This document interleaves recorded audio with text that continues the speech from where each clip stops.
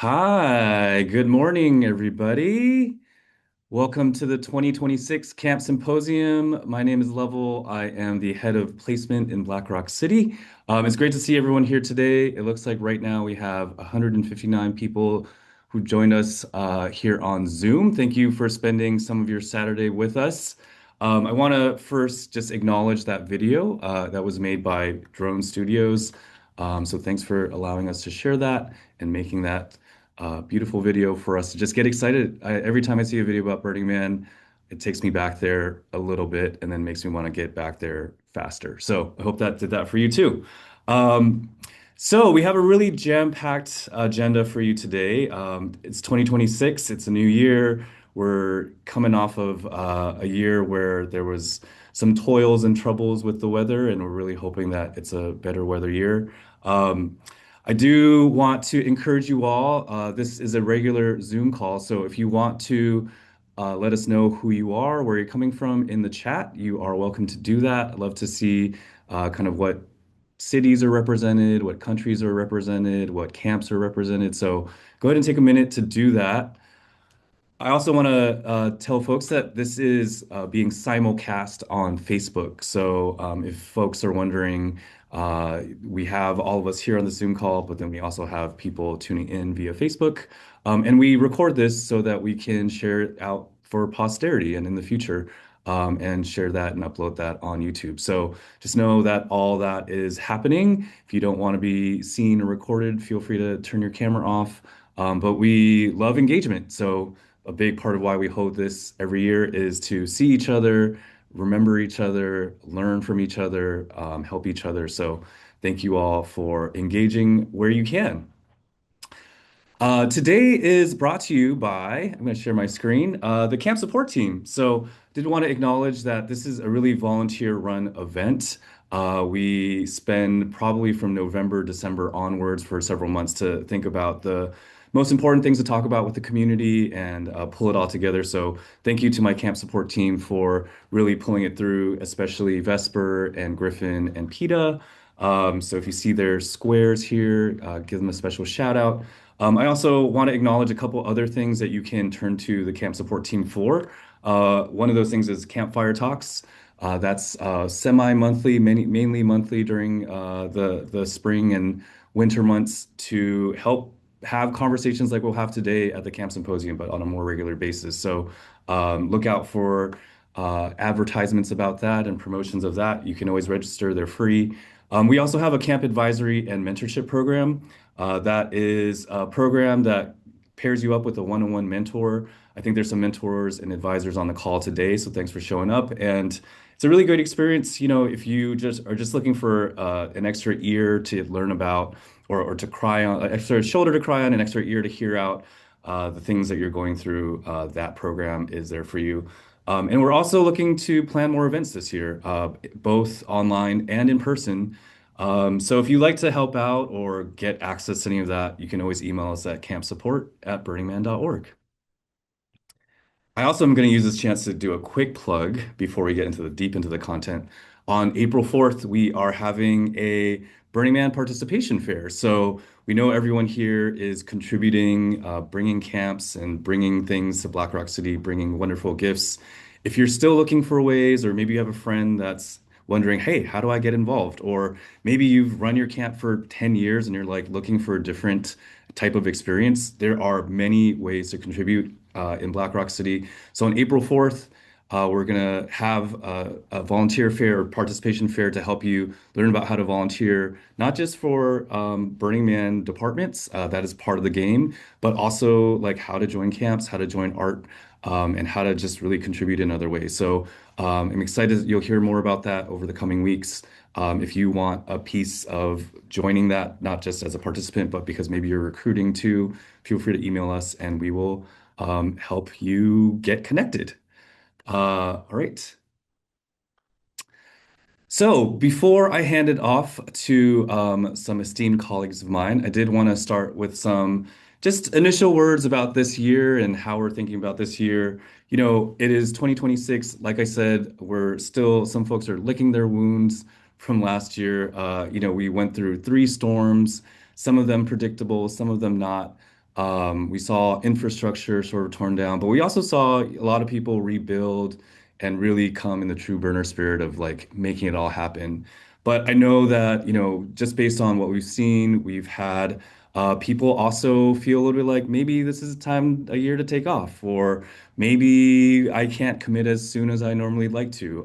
You may be feeling that as a camp organizer yourself. So just know we see that, we pay attention, we're listening. We're actually trying to adapt everything we can to make things easier for you all to go to Black Rock City.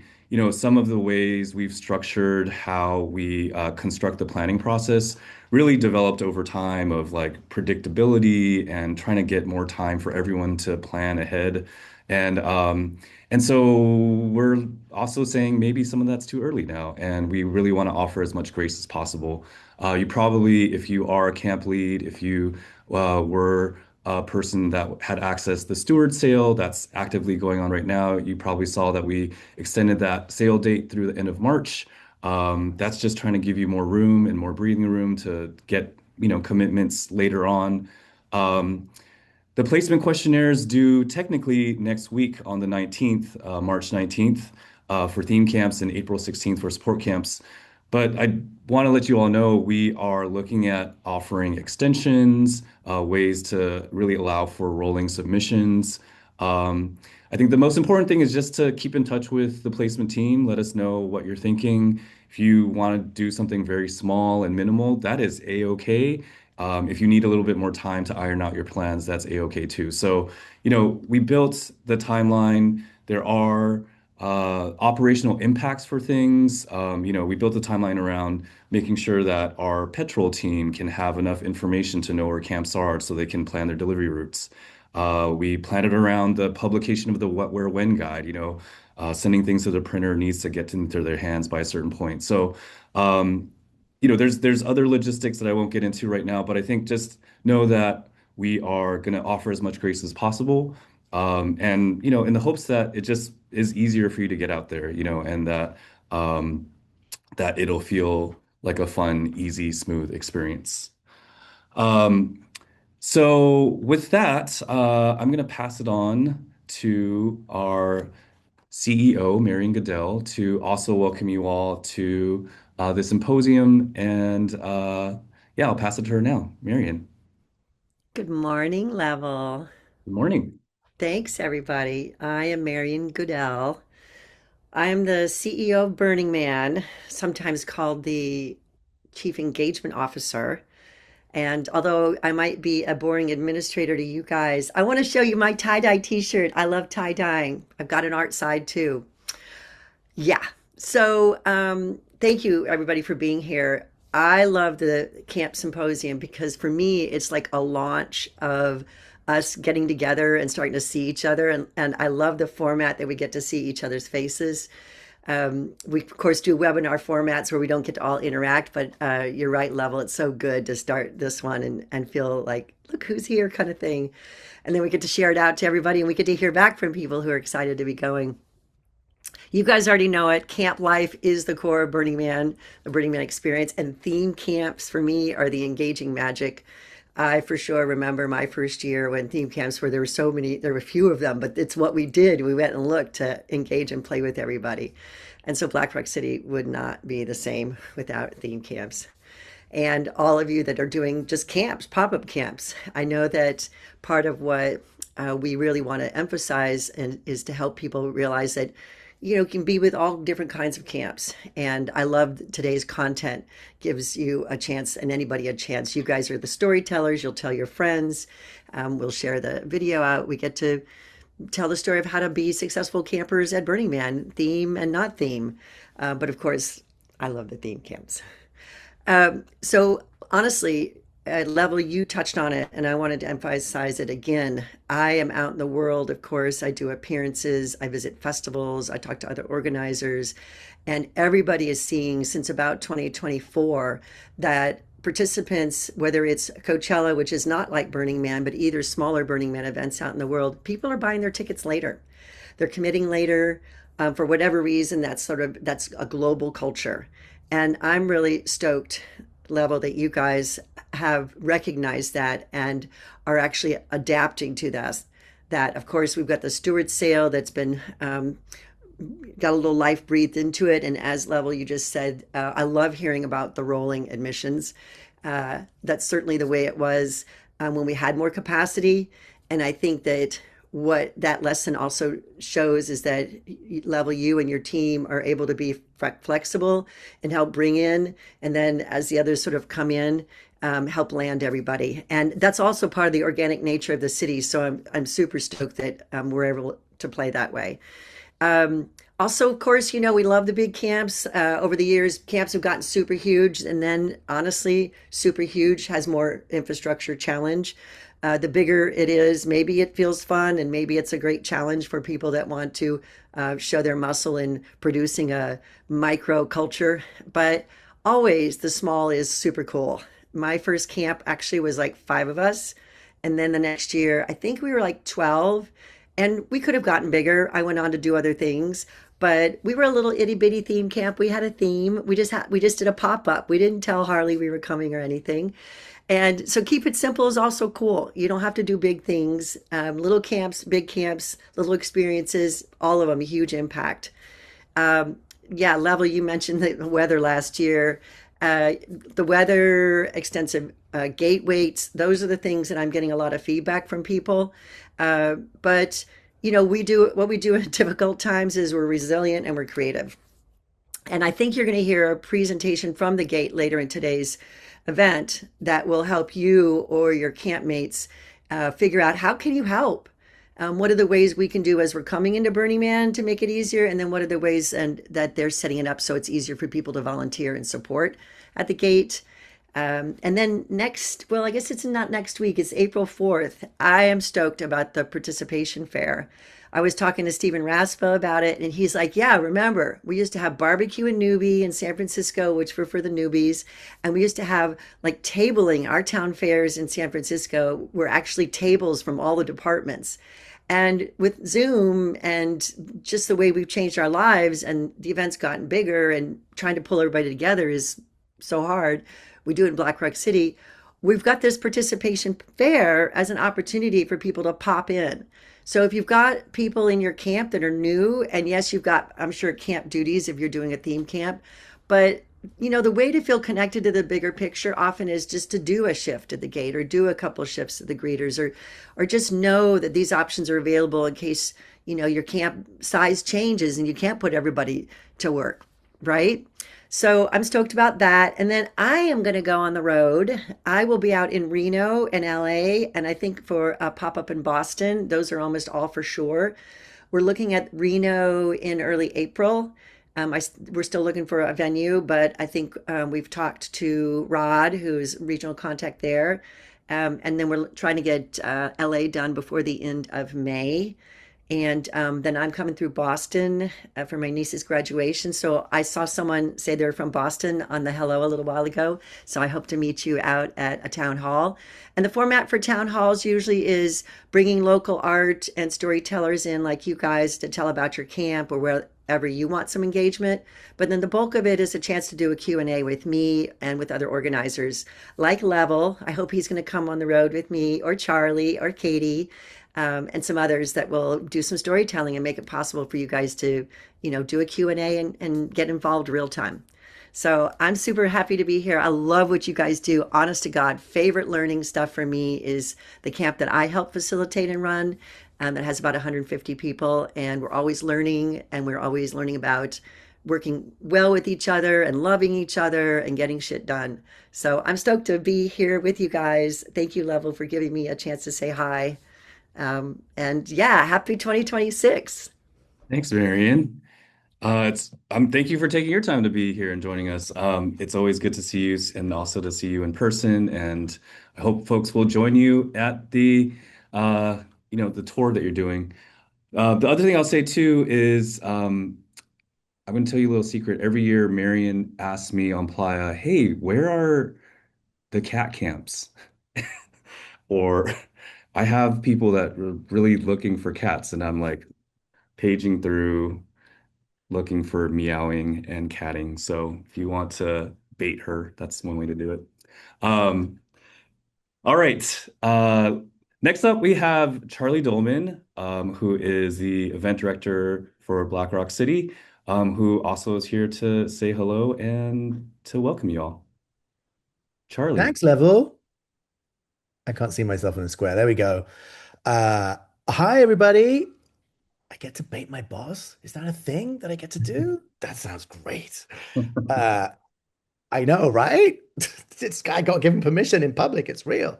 Catnip, yeah. Um, Well, Marian, what an awesome list of things that you just kind of presented. The participation fair, the town halls, work that we're doing at the gate, opportunities for people to volunteer. Like there's a lot of stuff in all of there. And so I think I just gonna pull out couple of little stories that I've got that for me kind of like really drive that kind of narrative home. So super geeky moment.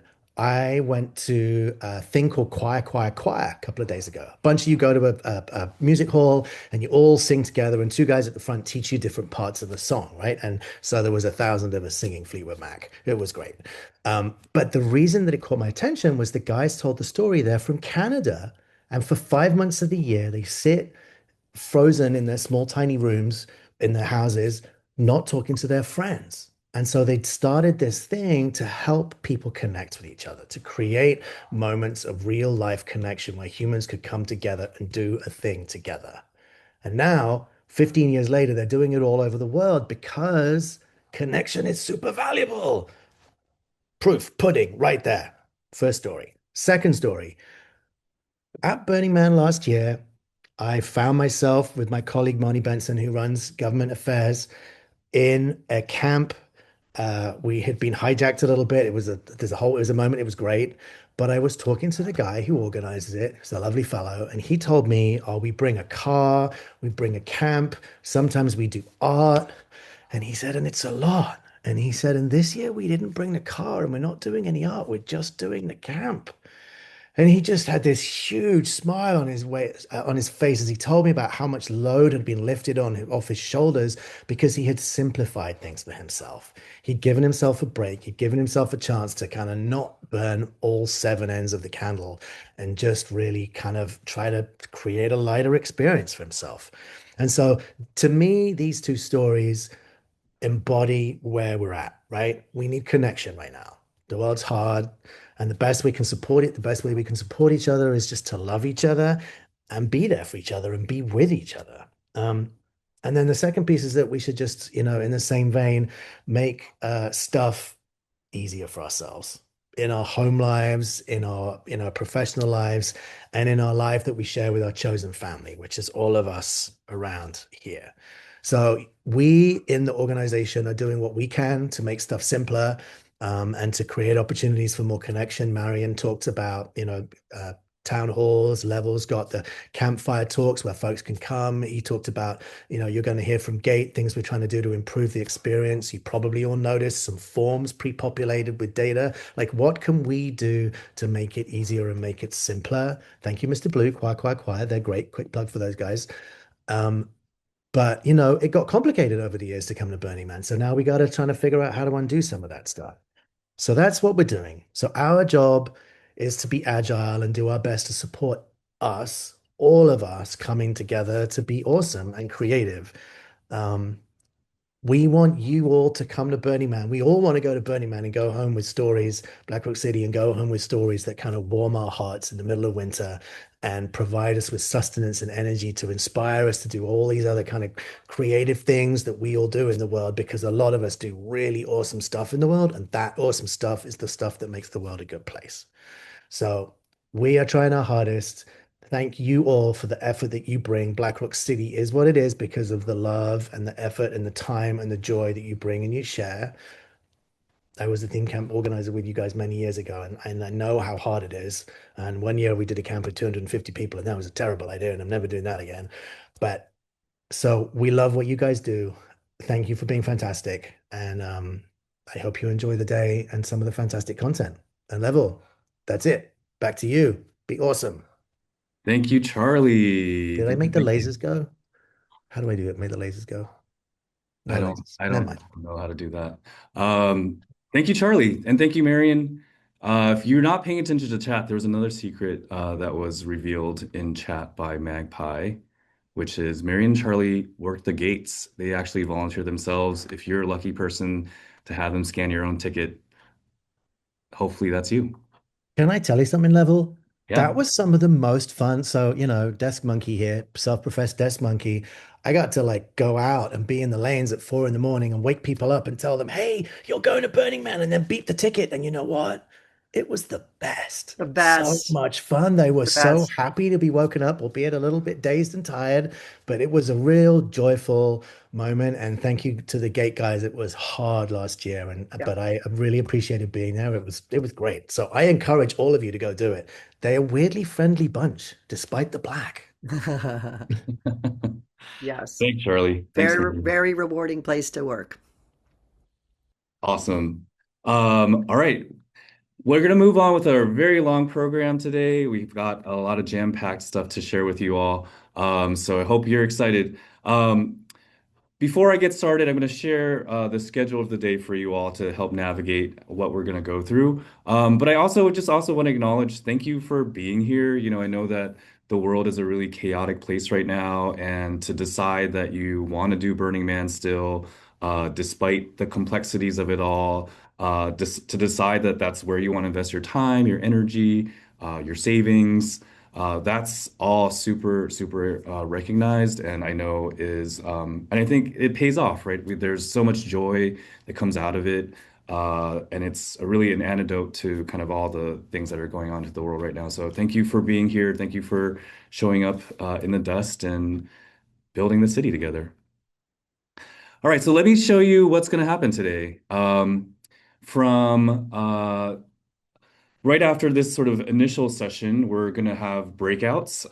And if you joined us in last year, we had a similar structure. We're not just waiting for breakouts at the end of the afternoon, but also to do it kind of at the beginning so people can get into smaller groups and talk to each other and chew on ideas. So these are all those times you see here are Pacific time. So from 11 to 12, 15, we'll have breakouts.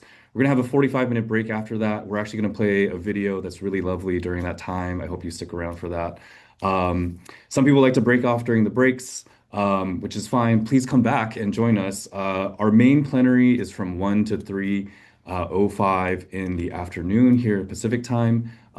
That's where we're going to be talking about hubs. We're going to be talking about stats about BRC theme camps, the Innovate community, gate updates, safety in camps. The DMV has some updates for us. The Green Camp community has some updates. So, yeah, that's where a lot of information that's going to be important for the year happens. All of it, of course, throughout the day is important, but really, if you can, stay for that. We have a 10-minute break after that, and then a couple other breakouts in the afternoon, and we'll bring everyone back together. One thing to note this year is that the symposium is all in one Zoom link, so you never have to really leave. And we want people to, yeah, just break out. I'll explain breakouts when we get there, but it'll be a very simple, easy process. So we're all here together. If you have questions in chat, please throw them up there. And again, please engage as much as you can. You're not going to be able to unmute yourselves in these sessions. When you're in breakouts, however, you can do that, respectfully and judiciously. And I hope those are really connective days. All right, so we have another thing that we're trying out this year called Spotlights, where if you've joined us in symposiums in the past, we do kind of quick 5-minute presentations from various departments and groups. But we realize that actually it's helpful to get a longer, more thorough understanding of things. And so we have 4 really great spotlights for you today. And the first one, I think a lot of people are really, excited about, which is a debut of the MOOP map for 2025.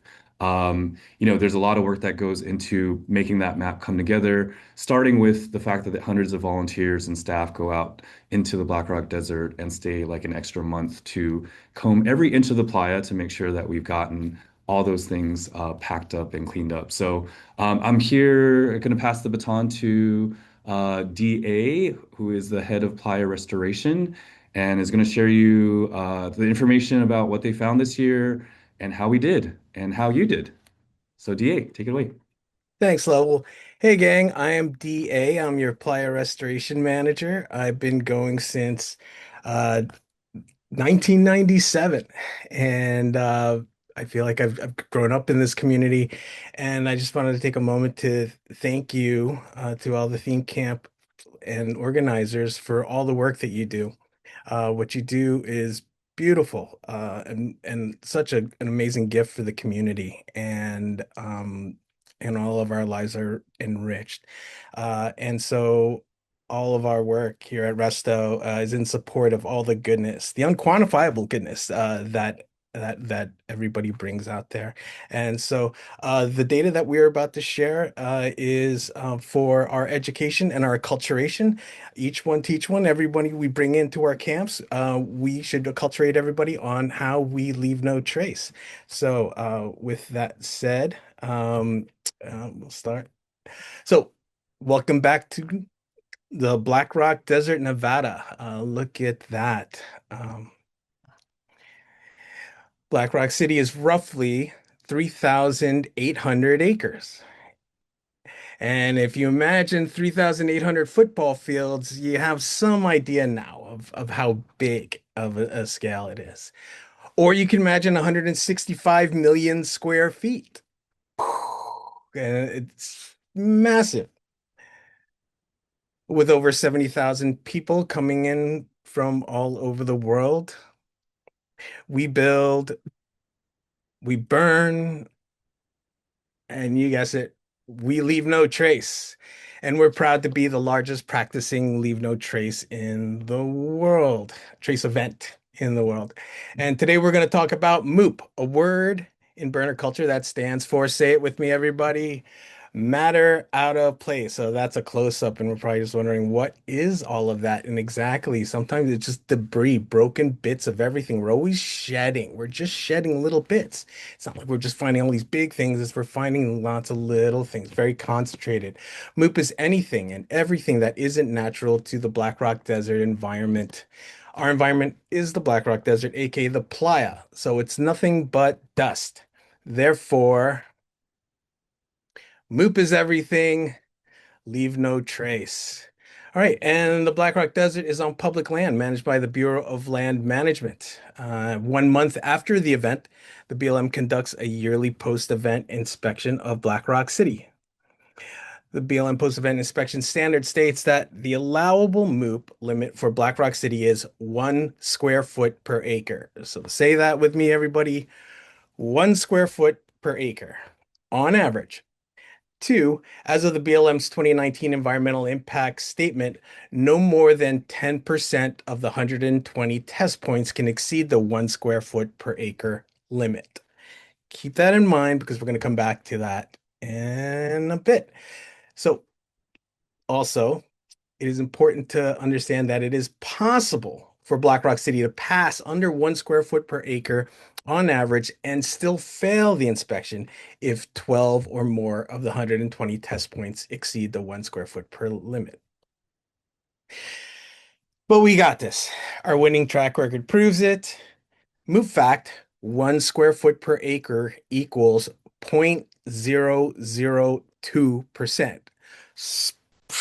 So every time Black Rock City passes inspection, we're under 0.002 and above zero. We're like this bullseye, this tiny little thing. And if you think about that, when you imagine everything that is brought out to Burning Man, what is 100% of Burning Man left there, and you bring it down to 0.002, it's an amazing feat that we accomplished. It's why we're the largest practicing Leave No Trace event in the world, and we prove it time and time again. So, moving forward, that's how good the Black Rock City community is at leaving no trace, but we can do better.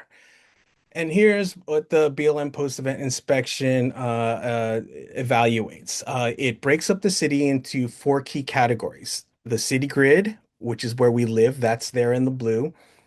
The open playa, that's where all of the artwork is.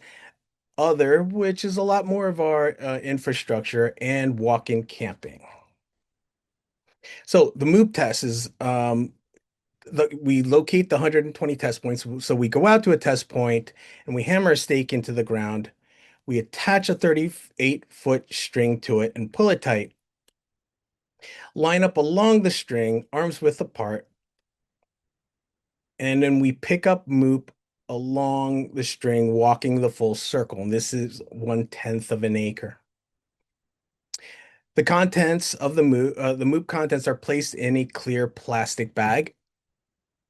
like so. And a fail is when it exceeds 3.8 square inches. So that is a fail right there. So the BLM post-event inspection standard states that one, the allowable MOOP limit for Black Rock City is 1 square foot per acre. Here's our history of how we've done on average 1 square foot per acre. So to get right to it, on average this year, if you go all the way to the end, and there's a lot of numbers here, but look at that, zero point 0.3 for 2025. All right, so we were under the 1 square foot per acre on average. But you also let's look at the beginning, our humble beginnings. Well, at the beginning of this, 2006, where we had 38,000 population.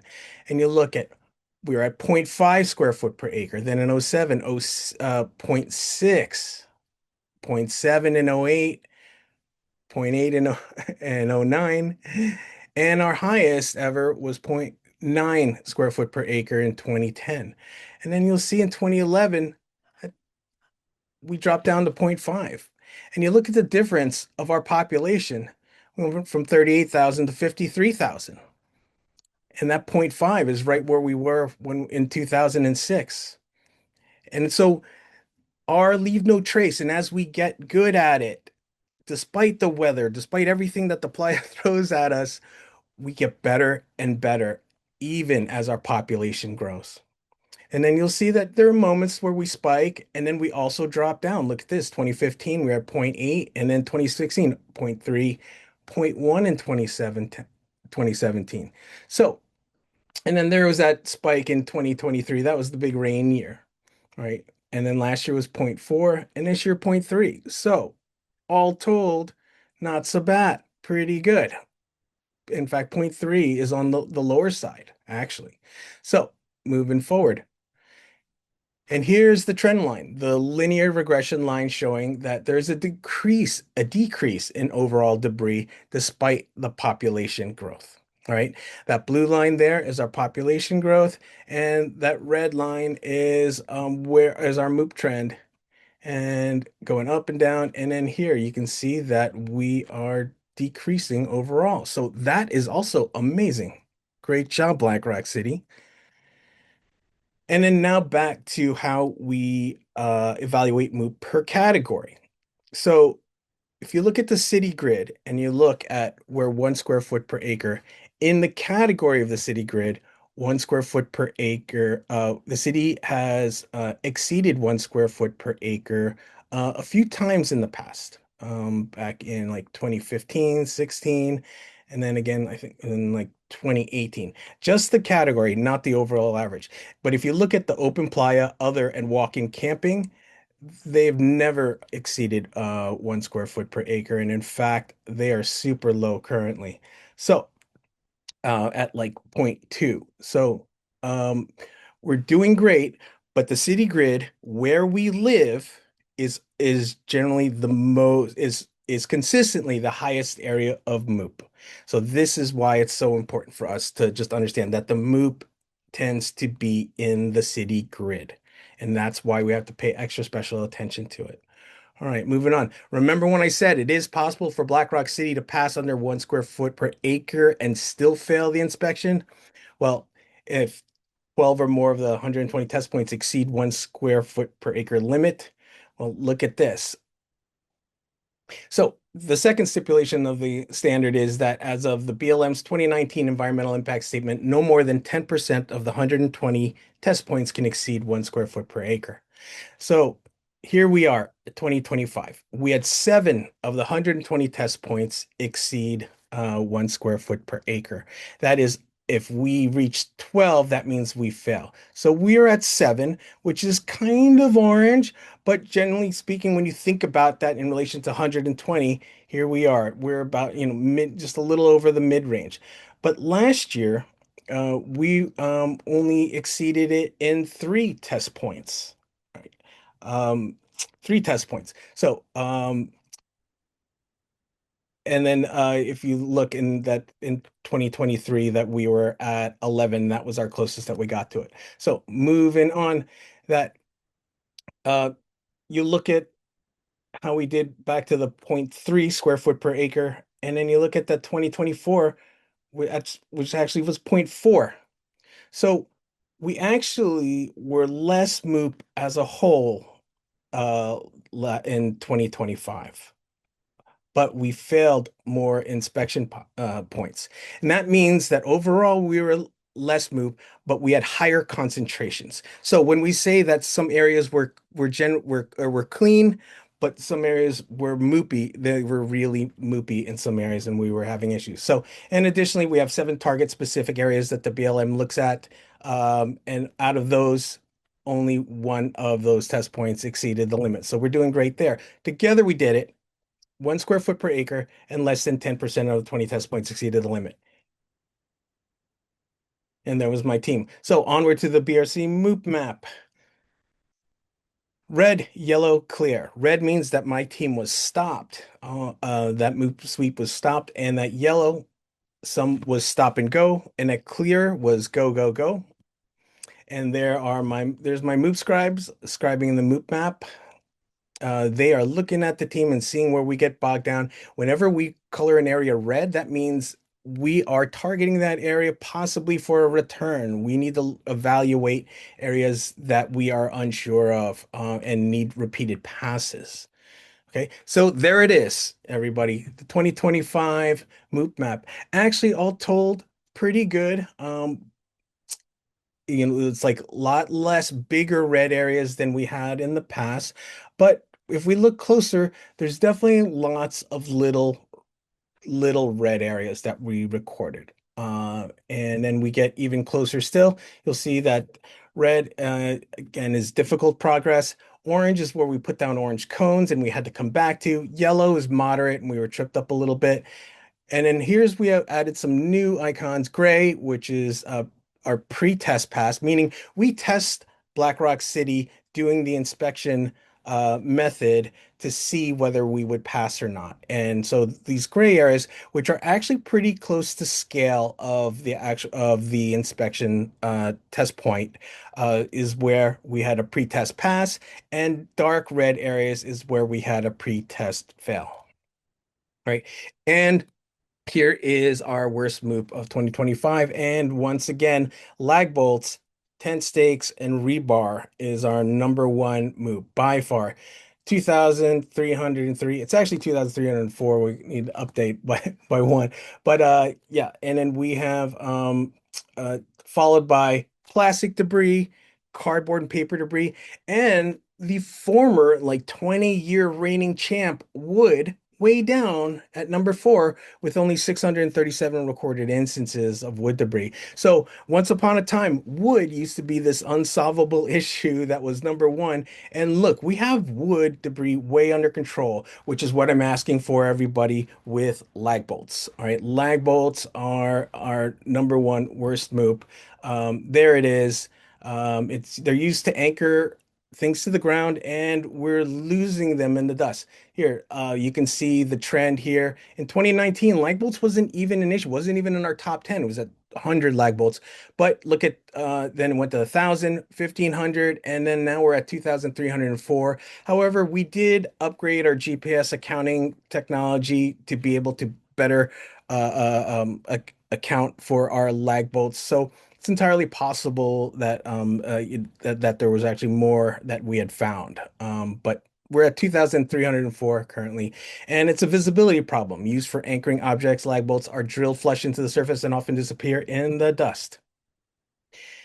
And roughly about 1,000 camps lost 1 or more lag bolts. So it's not that one camp lost 2,000 lag bolts. It's that 1,000 lost 1 or 2. Right. And although small in size, almost half of the recorded GPS points in the MOOP map are lag bolts. Okay. So if we get a handle on this and make lag bolts an issue of the past, half of these points would disappear. So our number 1 resto solution is use marker whiskers to visually tag your lag bolts. They're really simple. They go right around it and you can't miss it. And they're cute. So, and number 2, for those ones you can't see, bring a metal detector. Scan for lag bolts, stakes, and rebar. and add that metal detector to your camp's L&T tools. All right. These should all look familiar to you. And remember to keep doing those MOOP sweeps every morning. They should be different people every morning, roughly about arms width apart, but make it normal. Normalize MOOP sweeping in the morning, and it's 5 minutes. It should be simple. And also make your own MOOP map. Start tracking where that MOOP is, and then we can compare notes after. And then make sure when you guys, before you leave the playa, do your MOOP test. And we have recommendations about how many MOOP tests to do based off of the size of your camp. But each MOOP test should only take about 5 minutes. So if you're like the smallest camp, you do one, and if you're if you're bigger, you do two or three or four. So more Resto tips and tricks in the 2026 Resto playbook, which we will be having. We have a link that we will be putting out, and it's also included in this journal post coming out with the MOOP map, and it should be released today as we speak. Thank you, Black Rock City. Join Resto. Leave no trace. See you on the playa. Resto at burningman.org. And oh, Axis Mundi. See you on the playa. This is the poster I designed and I had you guys in mind. Hold on to everybody. I love you guys. Leave no trace. Thank you, DA. Leave no trace. So if you take away any notes from that, get them a metal detector. Make sure you do a MOOP test. Also, I saw some questions in the chat about when the MOOP map would be released. It'll be actually published later today in the Burning Man Journal. So if you want to take a look and get in closer and zoom in on your own specific camp, you can do that later today. So stay tuned. Go to the journal. Thank you, DA. Next up, I'm going to introduce Vesper Bell, who is one of our amazing volunteers to help organize today and is part of our Camp Network team. She's going to help introduce our next speakers and our next spotlight. Thanks, Level.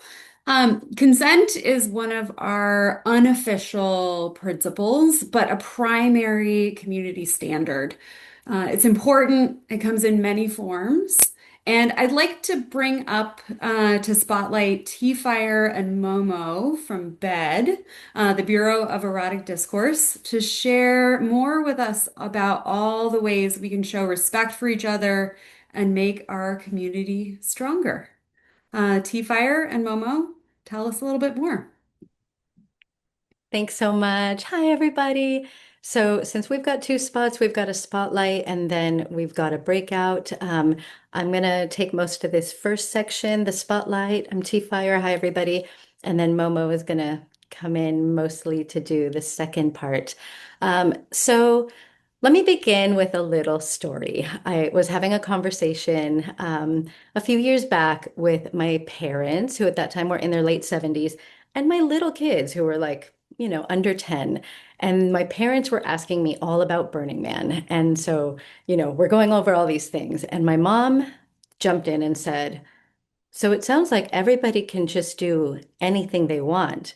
And my 8-year-old jumped in and said, like really quickly without a pause, and said, with consent. And this got to a whole thing, right? Like my parents in their late 70s weren't really familiar with consent the way that we are, right? And it really got me thinking about, you brought it up, right? That we think about consent as an additional principle. A lot of us do. In my own camp, we have a thing about it's principle number 11. But my kids actually got me thinking about it more as the way that I know that there are some burn camps and regionals that think about it as principle 0. And so I really want to kind of highlight that today, thinking about the way that consent informs so many aspects of our culture at the burn, and allows us to have, the best experience we can have with each other and building community. So in that spirit, since we're going to be talking a lot about intimacy, touch, sex, I want to kind of build the idea of consent at the burn from the ground up. I'm gonna get to the sexy stuff a little bit later, and if we're getting a little close on time, we'll save it for the breakout session. So first of all, consent touches almost every interaction we're going to have at the burn. It's something that we should just have in the back of our minds. It's at the front of our minds, right?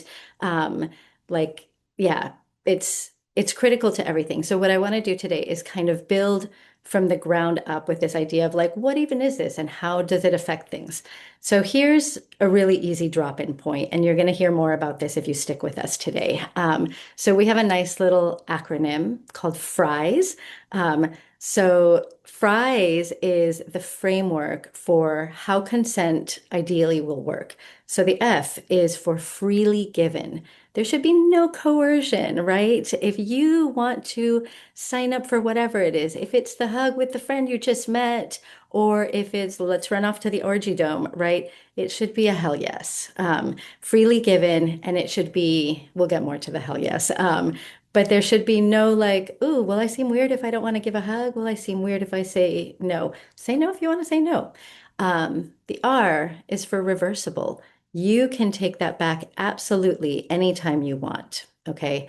So yeah, you're not locked in. If it's a yes right now, it doesn't mean that it's a yes later. I is for informed. You have to know what you're signing up for, right? If it's a like, hey, just come out with us, it's going to be fun. It's really hard to say yes enthusiastically when you don't know what it is, right? Ask the questions, make sure you know what you're signing up for.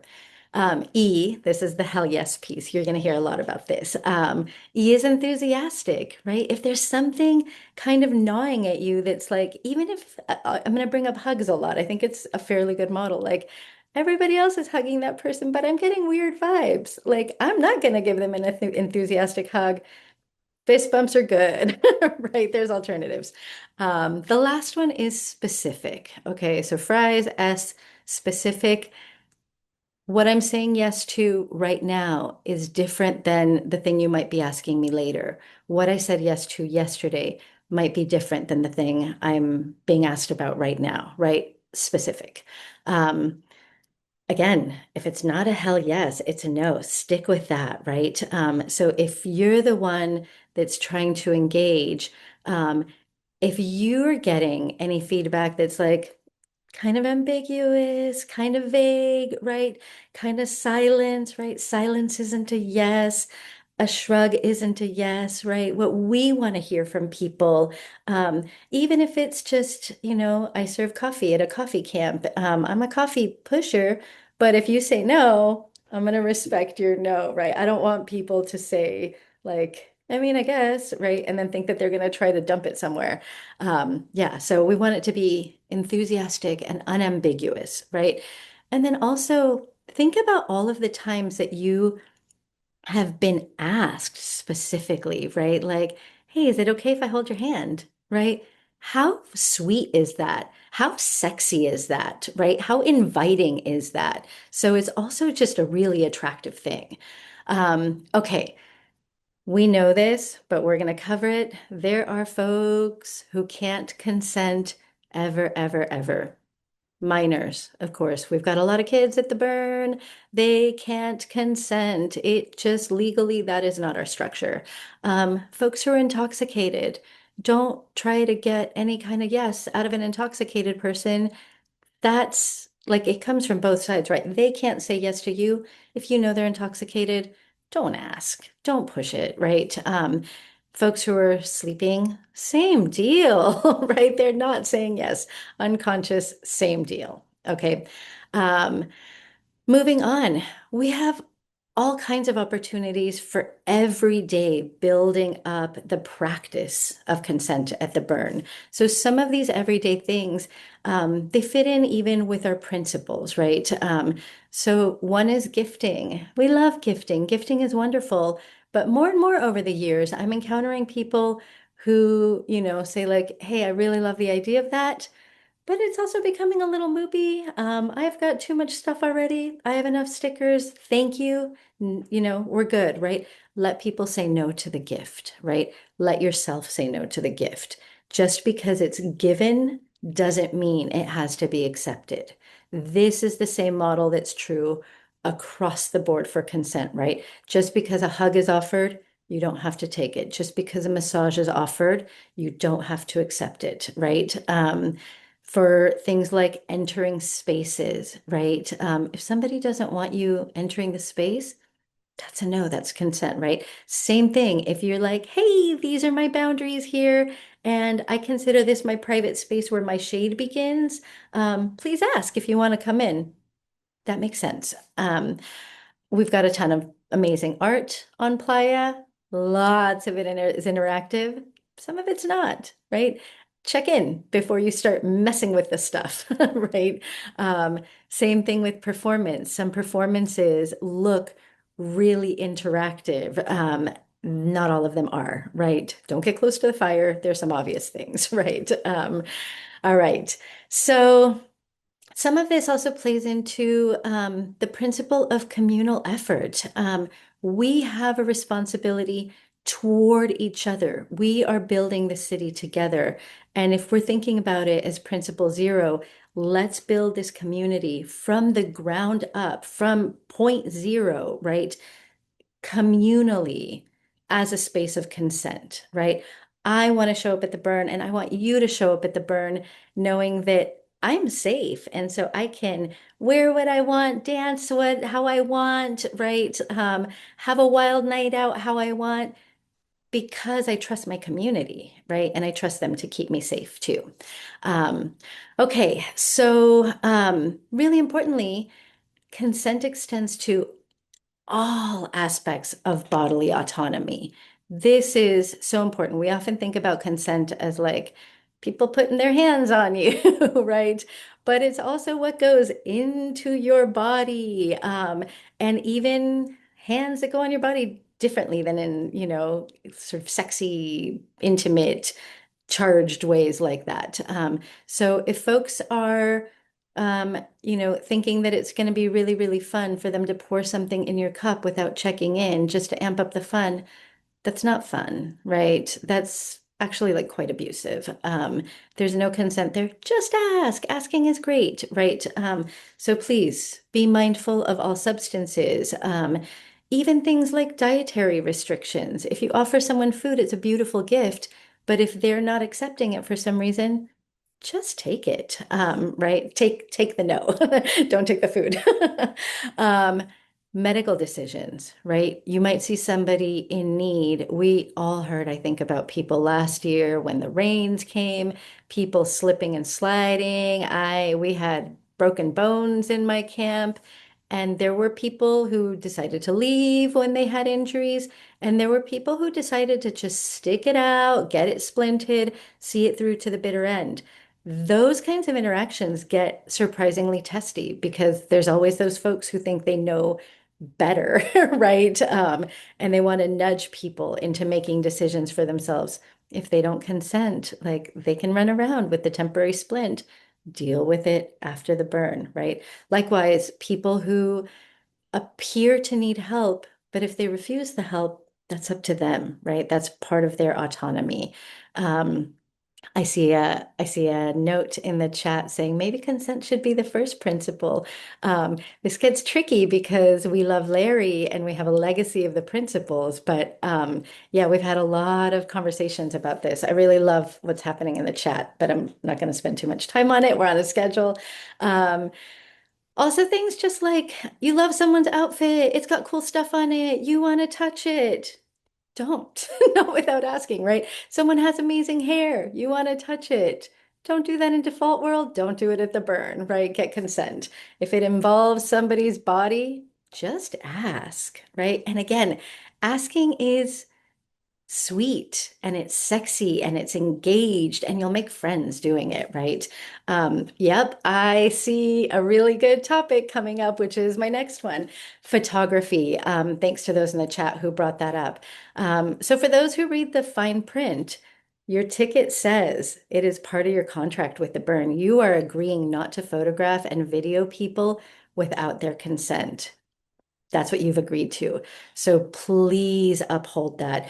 Please go make a friend, right? You see something, someone that you want to photograph, right? Walk up to them and see if you can do that. Also, the extension of that is do not post it on social media without consent.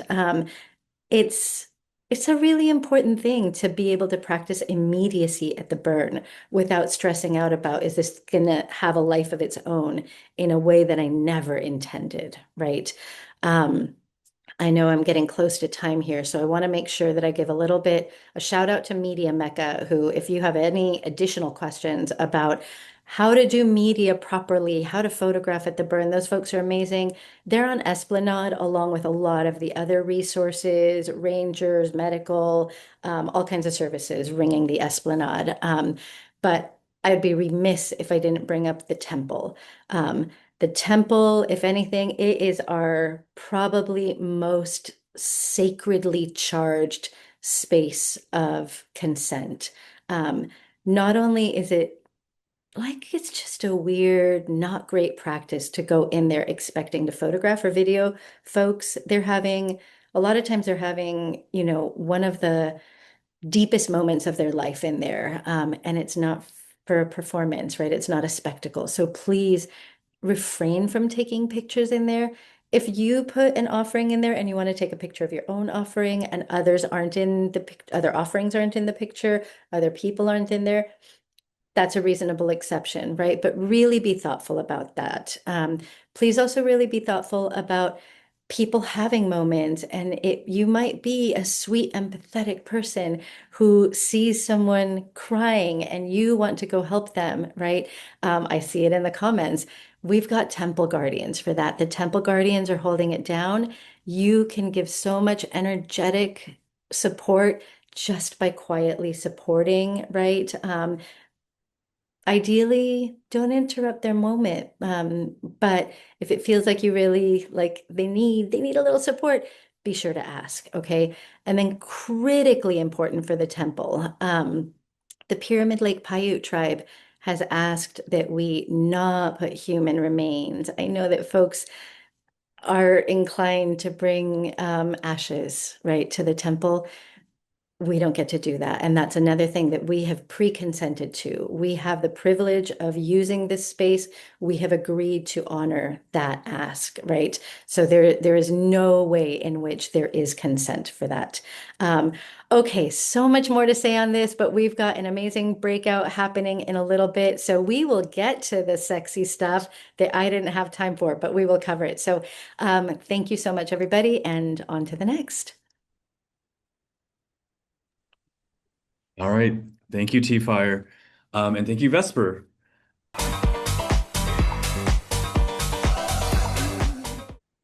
Hello, I am Papa Bear. I'm the Placement Operations Manager, and I'm here to talk to you about hubs, which are in their fifth year with the hubs model.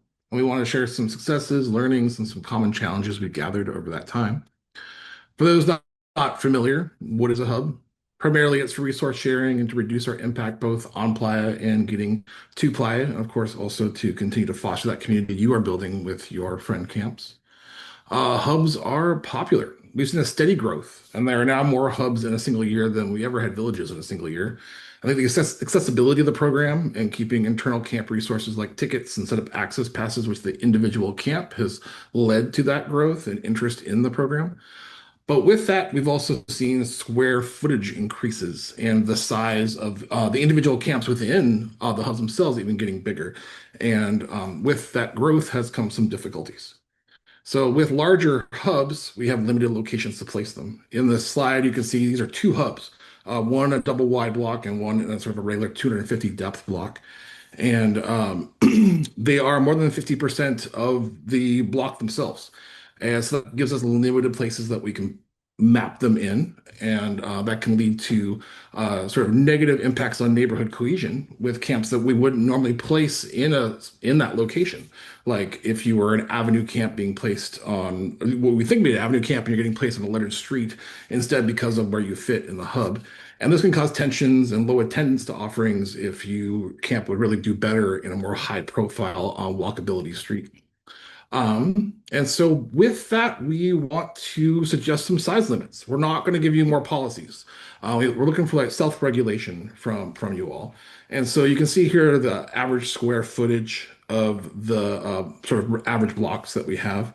And what we're looking for your hubs in total square footage is like 50 to 60% of the regular block sizes. And for those double wide blocks, 30 to 45%. That lower number, the 50 and the 30, would be for sectors like the 10 and 2 large-scale sound avenues, Esplanade itself, the Esplanade block, and 6 o'clock because they're smaller and it's hard to move things around in there. And then for the larger side of that percentage would be like 3 o'clock, 4:30, 7:30, and 9 o'clock sectors. But with all that, there's still lots of successes. We've seen a strong sense of community, efficient resource sharing for reduced cost and environmental impact, and people supporting each other during external stressors like weather events. So some of the best practices that we've gathered from you all from your feedback is things like this list that are really what you do probably in your internal camp. Lots of communication, but you should really be doing that as a hub as a whole too. And one of the things that we would love to see personally is rectangular. Not just your hub itself being rectangular, but the camps within it also being as rectangular as possible. This puts less stress on our flagging team who are putting all those flags on the ground and makes it easier to kind of move you guys around and adjust as needed. So rectangularize, please. Common challenges that we have seen. I'm going to pull out the variety is the spice of life. If your hub is offering all the same kind of stuff, there's not much variety, and we at Placement love to see blocks have different kinds of interactivity happening. So while you probably should be looking for camps to be adjacent to that complement each other, we also want it to be kind of different interactivity and create different draws and interests within each block. And of course, with this one right here, some of those challenges, I just want to point out the excessive growth of hubs. People have reported that themselves, that getting too big, overextending can cause some issues.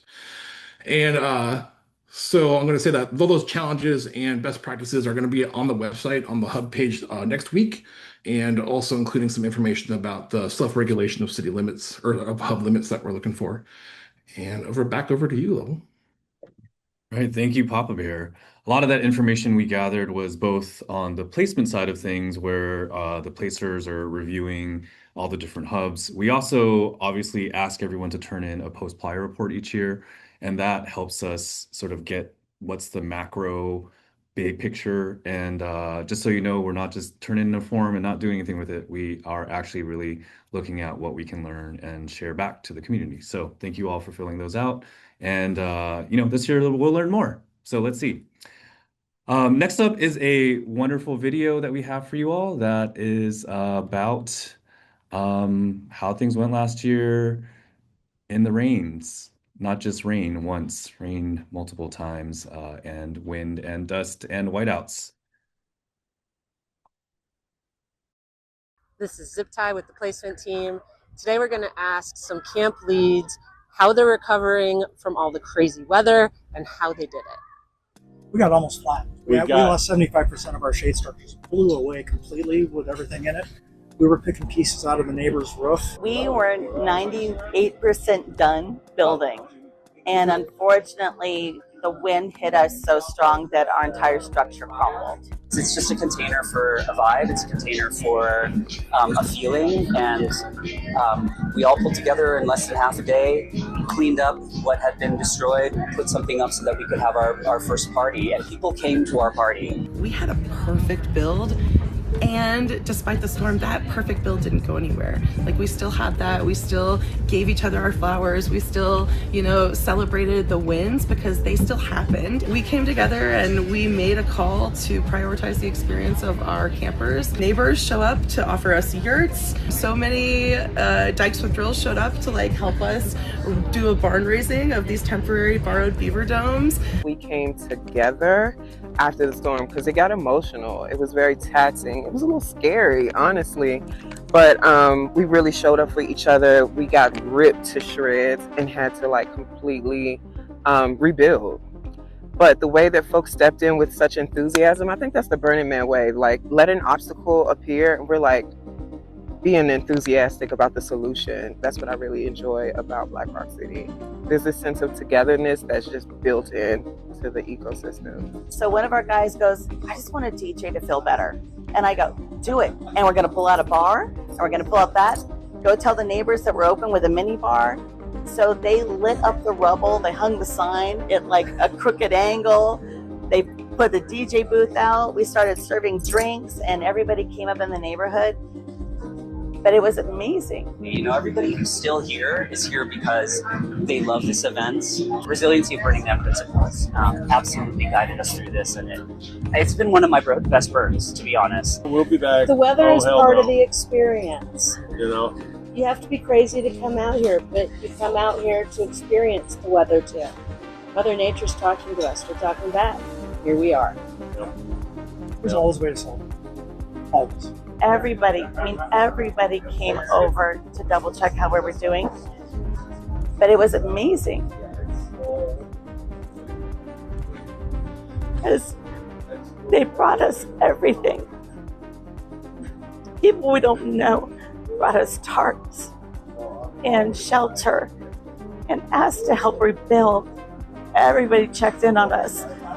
Costco came across the street and fed us for 2 days. And that's like a family. Like, I don't care about the building. What makes me cry is literally the gratitude that I have for the people around us to make sure that we can stay up and stay running. Breakfast tacos. And Costco's still feeding us. Breakfast tacos.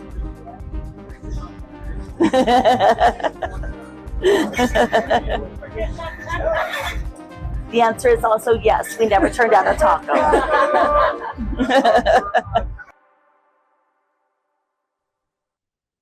Never turned down a taco. Thank you everyone who was in that video for letting us and my team interview you all. We do want to capture, some bit of this. You all have your own stories, even if you weren't in the video, about how that all worked, So I think leave it to Burning Man and burners to make it through the apocalypse and apocalyptical conditions. So weather resilience is something we're going to be talking about more later today in one of our breakouts. But of course, we're all now back in our homes, and we made it through, and we're going to make through the next one as well. All right, now I'm going to call up Razzmatazz, who is one of our data analysts on the placement team, to share a little bit about things we have found overall in Black Rock City in 2025. Take it away. Thank you, Level.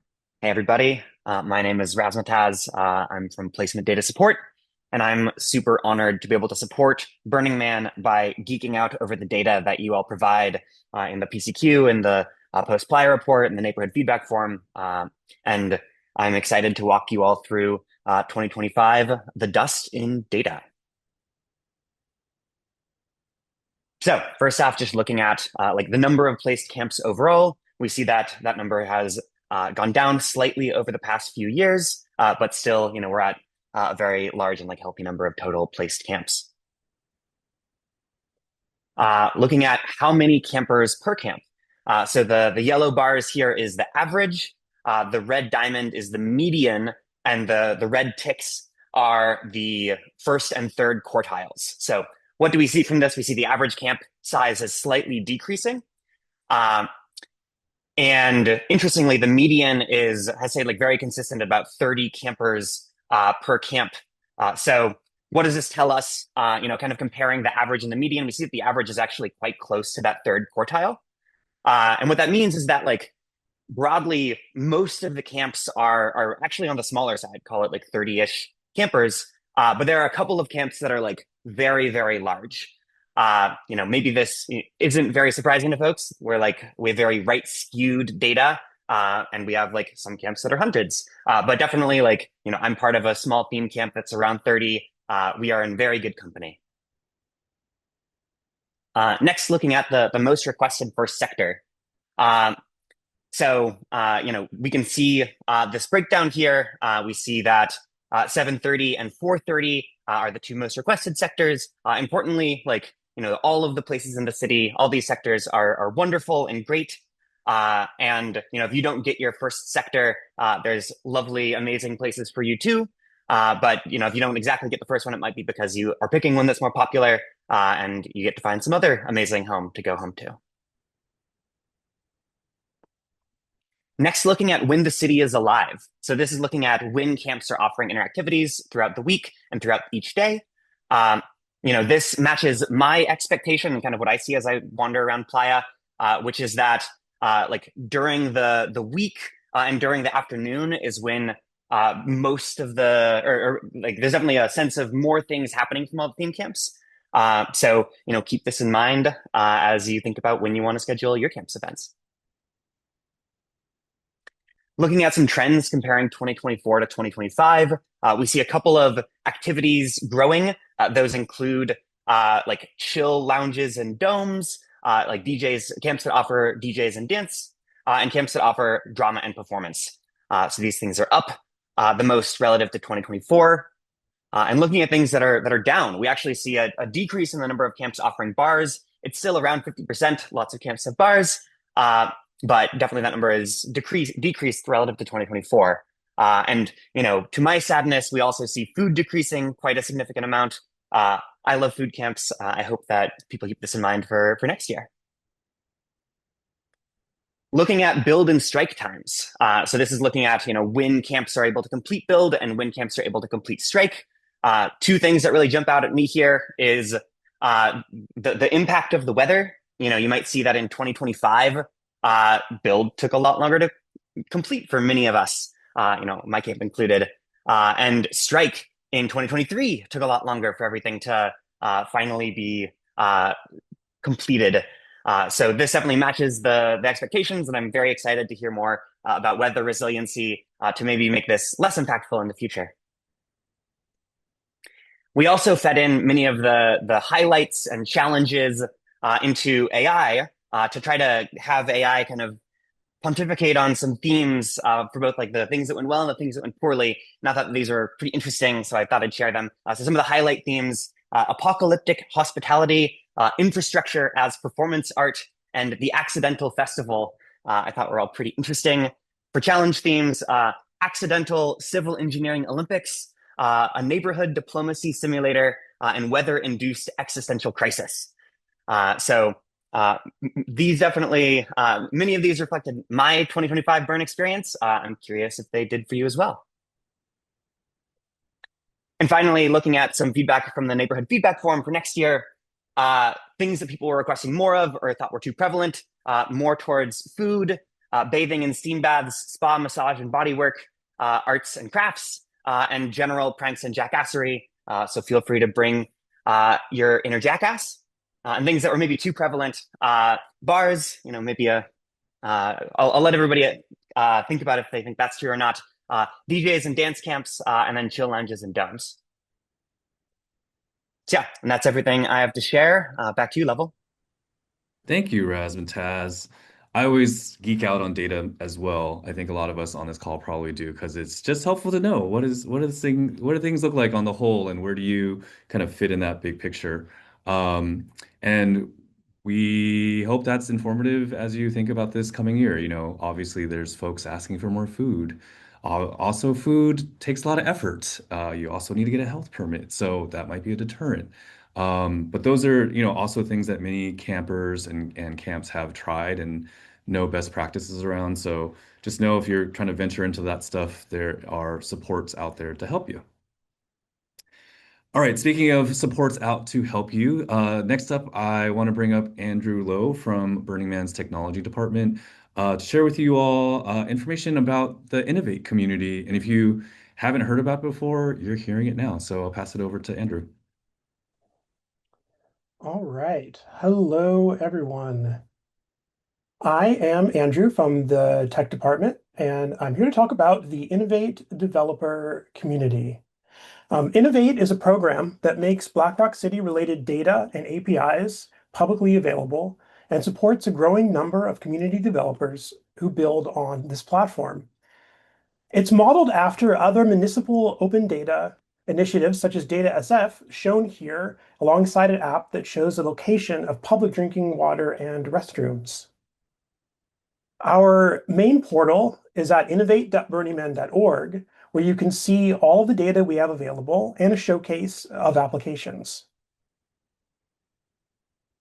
Some of the data that we provide includes geocoded visual maps of BlackRock City, APIs with events, art installations, and theme camps, and the Art Discovery Guide, which is a self-guided audio tour produced yearly by the art department. And here are just some of the community's creations. You might recognize iBurn, a fully featured event guide and navigation app. We also have 3 different apps for Garmin devices. The Queer Burners Guide is a paper guide for queer burners that uses our API as a data source. Dust is another event guide that is now being used at over 40 regional events, as well as Black Rock City. Burn Planner uses randomness to expose you and your friends to events and art you might not otherwise have checked out. The Printable Playa schedule takes our over 4,000 events and puts them into a well-engineered, easy-to-filter spreadsheet. Playa Time is a fully featured planning app to track camp events, DJ lineups, schedules, and artists. It was originally developed by Axolotl for their Mutant vehicle, which books over 50 artists each year. And last year, Burning Mesh, the community-driven mesh network, used our data to geolocate nodes on Playa. This year, there were also a couple unique post-Playa creations. You'll see on the left is an interactive visual timeline showing where events clustered throughout the week. On the right is an interactive map of last year's camps that pulls data from multiple sources, including the Burning Man API, camp websites, and the Internet Archive to get photos, events, and historical information about each camp. Both of these apps are open source, and you can find them at the showcase at innovate.burningman.org. So if you are inspired, come to innovate.burningman.org, join the Burning Man Innovators discussion list, apply for an API key, and feel free to reach out to innovate@burningman.org with any questions. If you have questions today, I'm happy to answer them in the chat. And finally, thank you for listening, and I'm excited to see what you build. Back to you, Level. Thank you, Andrew. I don't know if folks knew about all those different apps. Now you know the website to go to. What's beautiful about Burning Man is, I think we just have so many creators that are looking for ways to fill gaps in what we know and how to do things and how to do things better. And so there's a constant flow of that. You may also wonder, why does placement ask so many questions? But part of that is to help feed into these systems that are in place. In my breakout, I got to meet someone named Alex, who's from Hakuna Matata camp. And they have developed something outside of the whole API that's just helping burners and camp organizers organize your camps and put layouts together. I think some of that was posted in the Facebook Camp Organizers group. I just want to give him a shout out because I asked him, hey, when I say your name in the main room, can you post the information about that in the chat? So stay tuned for that. But yeah, I think if there's ever more technology and ways to navigate Black Rock City and do this work better, we're here to help. And if you want to share that with me to help promote that around the community, I am here at your service. So thank you, Andrew, and thank you to all the developers that make our lives a little bit easier out there. All right. I'm going to shift gears a little bit. We talked about like nerding out on like computer stuff and stats and stuff. Now we're going to nerd out on the actual operations and when we're out there in the dust. I'm going to start with bringing up the Magpie and Fowler from our Gate, Perimeter, and Exodus teams to tell you a little bit more about improvements that are happening in the Gate. We all understand that people want to get in as fast as possible, and the Gate team is constantly trying to make that go quicker for you all. So Magpie and Fowler, the floor is yours. Greetings and salutations all. I'm Magpie. I'm part of event operations. I'm also the department manager for Gate Perimeter of Exodus.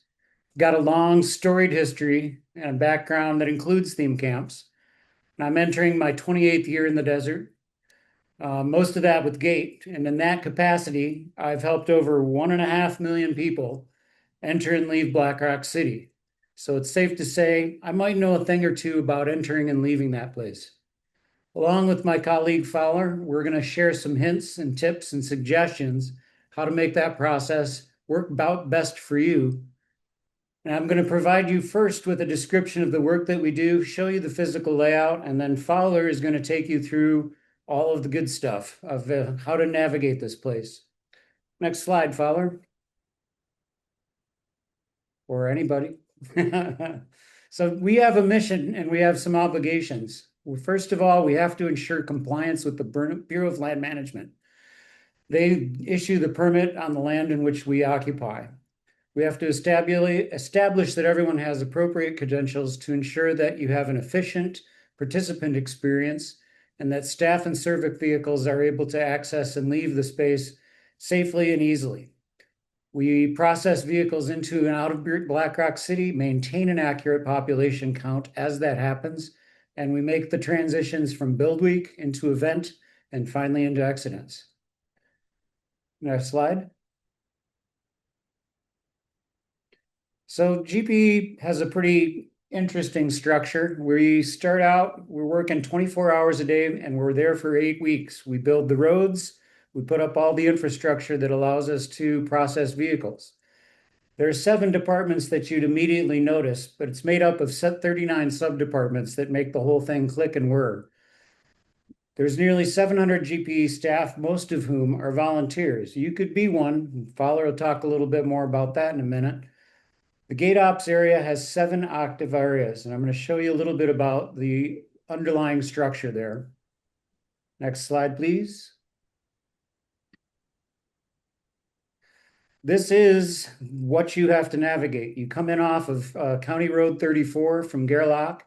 You hit 8 Mile, and we enter you in. You take a couple of turns. You wind up in the gate ops area, from which you get processed. You move past greeters and into our fine city. Next slide.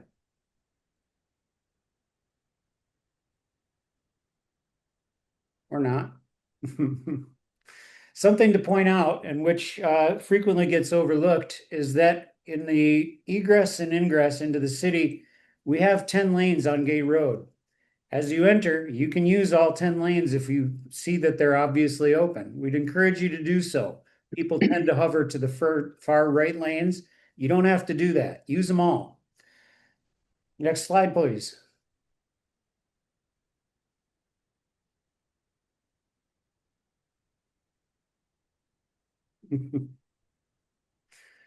And this is where you'll wind up. This is what most people see when you experience gate. You'll show up in the lower right-hand corner at what we call apex. That's the sorting hat, from which you will be moved through the dead zone, which is what we leave there as a space to make big transitions. If you need to get a will call ticket, we've got a parking spot for that. You'll be reintegrated into the gate lanes area, from where you'll be scanned and processed. If there is a problem, you'll wind up in D lot. I want to emphasize that's not a punishment. It is a place where we solve problems. Next slide, please.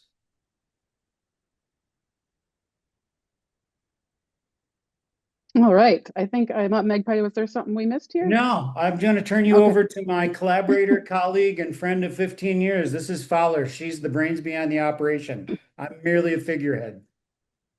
Hi, everybody. I am Fowler, and I am the Deputy Department Manager for GATE, working alongside the Magpie.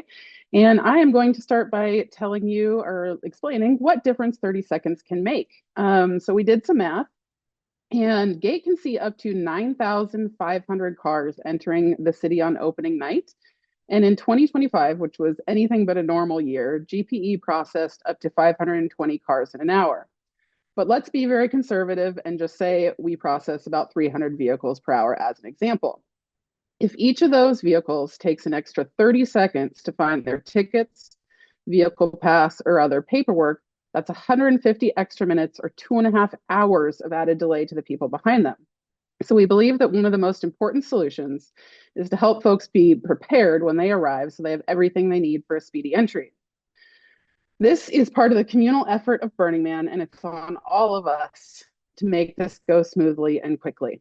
So GPE has done a lot of work this season to refine and update our processes to get everyone into Black Rock City faster. And today I'm going to talk about the ways in which you can do your part too. All right, so before I do that, I think it's important to understand what travel time actually is, so you know what we are reporting to the BRC dashboard. Ingress travel time, as you can see on your screen, starts from the moment you leave the pavement onto Gate Road to the moment you reach the sorting station, or as we just learned, what's called Apex. Everyone camps in different locations, so anything beyond Gate is considered part of your journey, but not actually part of travel time. All right, greeters versus Gate. This is not a dodgeball match, but that would be fun. It is important to understand the difference so Gate staff can get you in quickly. It's a very common mistake to confuse the two. This is why education is so important. Gate is the place where we scan your tickets and vehicle passes, and greeters is the place after that where you go to get hugs, do dust angels, and receive guides and maps to the city. We definitely don't want to be rude, but Gate just doesn't have time for hugs. So here are some things you can do when you arrive in Black Rock City to get in faster. And this helps everyone get in faster. Basically, have all your items in hand when you approach the Gate lanes. We will remind you at Apex, but the Gate lanes is where we scan the items, so have them in hand. Everyone needs to have a valid ticket or credential in hand when you reach our staff in the lanes. Vehicle passes do take time to stick to the window, and this is very important to our BLM partners, so please stick it on in advance of arriving at the gate. It goes on the lower driver's side of the windshield. Of course, you will need a SAP if you're arriving early, DMV paperwork for any mutant vehicle, a valid ID for box office, and of course, no prohibited items in the vehicle. This is the list that, as many of you probably already know, you can find in your survival guide. All right, so let's talk about leaving Black Rock City. Exodus travel time starts at the greeter station and ends at the pulsar station, where you'll find GPE staff and also our F-lots. Again, the time it takes for you to get from your camp to greeters is highly variable for each individual and is not included in travel time.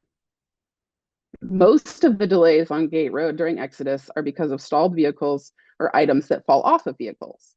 These can both block lanes and significantly increase travel times. So here are some tips for leaving Black Rock City. The most important thing, as we just learned, is making sure nothing falls off of your vehicle in the lanes, especially if the road is bumpy. It is also important to make sure you are prepared with food, water, gas, or EV charge in case of delay. And please do use all lanes, as Magpie mentioned. You will merge at the diamonds that he just talked about, but until then, all open lanes are available to you. Please note the time when you pass the greeter station. There will be a big light up sign to remind you, and tune into GARS for updated information. And use the F-lots if you need them. They're their last stop for portos and troubleshooting before you leave Playa. In F-lot, we have towing services, Wi-Fi most of the time, and a place to rest or relocate friends if needed. So, if you are not already aware, Gate Perimeter in Exodus is 75% volunteers. So it's very likely that everyone you encounter at Gate is a volunteer. And if you'd like to help even more, we have an opportunity for you to be part of our weather response team, or what we call the rescue crew. Of course, we'd love to have you join GPE as a full member, but we also know that you probably have lots of theme camp responsibilities that make that difficult. So rescue crew is a chance to help us when we need it the most, after a rain event, for instance. And the time commitment is much lower than a regular shift. I will share a link to the interest form in the chat in just a moment, and we will host a quick half-hour rescue crew safety training pre-Playa on Zoom so you're prepared to help safely. On Playa, these are the places you can check to see if we need extra help. Feel free to take a screenshot if you like. If you are interested, I will share the form, and please write theme camp in the question about your department. This was originally created for staff, but we know you all are fairly seasoned burners, so we invite you to participate too. Thank you very much for your time today. We will also be at the participation fair on April 4th, so you can find us there too. Thank you, everyone. Thank you, Fowler. Thank you, Magpie. Thank you, Gate. Placement, we're kind of the last stop that people get into Black Rock City. They're like, and I'm like, how was it for you? And they're like, oh my God, I waited like 5 hours at Gate. And I tell them, you know how to make that faster? Go volunteer for Gate. You can make the next person get in faster, and we all help each other out. So thank you to Gate, and I hope that was helpful to help people realize that every second counts. Please pass that on to your campmates, because having all your ST together is going to be good. All right. Next up, I am happy to bring up several of our valiant leaders in Black Rock City. One of them is Hotspot, who is our DPW utility superintendent. And we also have some folks from ESD, Precious and Luke. We're here to tell you important safety tips for your camp, especially when the weather happens. So let's bring up Hotspot and Precious and Luke. The floor is yours. Hello, I'm Hotspot, so I'm the DPW Utilities Superintendent. I oversee a number of departments, including infrastructure, power, fuel, and water. And I also oversee the participant BRC fuel program. So this is one of a number of safety programs in Black Rock City. And in this presentation, we're going to walk through a few of them. So the BRC Fuel Program has a targeted audience. It's for registered art projects, mutant vehicles, theme camps, and support vehicles. And it's a safety program that's intended to reduce the amount of traffic transporting large loads of fuel into the city, as well as reducing the need for large fuel storage in camps, because we don't want to burn down our city. Quick updates on our 2026 registration deadlines. May 15th is this year's application deadline, and we strongly encourage camps who want deliveries to send in their applications by March 31st, though we will accept some after that. We have over 700 groups that apply for this program and only 1 to 2 staff members who have to review all the applications and delivery maps, so please be on time. How do we sign up for that? No. Fuel reduction efforts. So we're all working hand in hand to reduce our fuel consumption in Black Rock City. And as you plan your camp, we look into industry and community resources that can help you right-size your power grids. Or explore renewable energy options to reduce your fuel consumption. We've got some really great community resources, including Blast and RAT, the Renewables for Artists team. And I'm going to talk about some other industry resources that can help you as well. So fuel storage distances are a really important component of safety in Black Rock City. So you should be checking this webpage as you design your camp layout, which will specify your minimum required distances between fuel and combustible materials, sources of ignition, other fuels, as well as the neighboring camp's fuel storage area. And keep in mind that not following these minimum required distances can be a ticketable offense by the BLM. And it's really important to also follow secondary containment requirements for your liquid fuel. So our fuel storage hazmat page will have all of this information. You should also be reading through this annually and consulting it. So the lack of secondary containment is one of the largest issues we continue to see in camps, including unplaced camping areas. So we're going to request that you join us as stewards of the land and communicate out to other groups the importance of secondary containment. The fuel department has a lot of wonderful staff that work in the hot sun and handle hazardous materials, so you don't have to, and we can keep the city safe. So make sure you please treat our team and any other service providers you encounter with respect. It goes a long way towards making this experience an enjoyable one for them as they engage in this bustling city infrastructure. Now let's move on to electrical safety. So electricity makes a tremendous amount of what happens on Playa possible, but it also carries real risks when systems are rushed, improvised, or overloaded. We are going to encourage that you read through our electrical safety guidelines webpage, which has a comprehensive set of best practices, as well as links to industry standards and community resources, so you can fine-tune your electrical grid for your specific BRC application. Some of the best practices we cover on the webpage include PPE, so your personal protective equipment, equipment care, visual inspections, equipment placement, avoiding burying cables. This is a really important one. When you bury cables, people can't see them. And it is not uncommon when you bury cables or water lines that somebody might put a tent stake through them. And if you put a tent stake through an electrical cable, it becomes an electrical hazard. And we have had, there has been times in the past where people have received a significant electric shock. So really keep that one in mind. In terms of safe practices and rain events, you'll see some more information on the webpage there as well. Components of that are going to be lifting up your electrical cables off the ground, keeping them out of areas where you have water pooling. And there is really way too much to cover in this presentation. So we really are encouraging that you read through this webpage.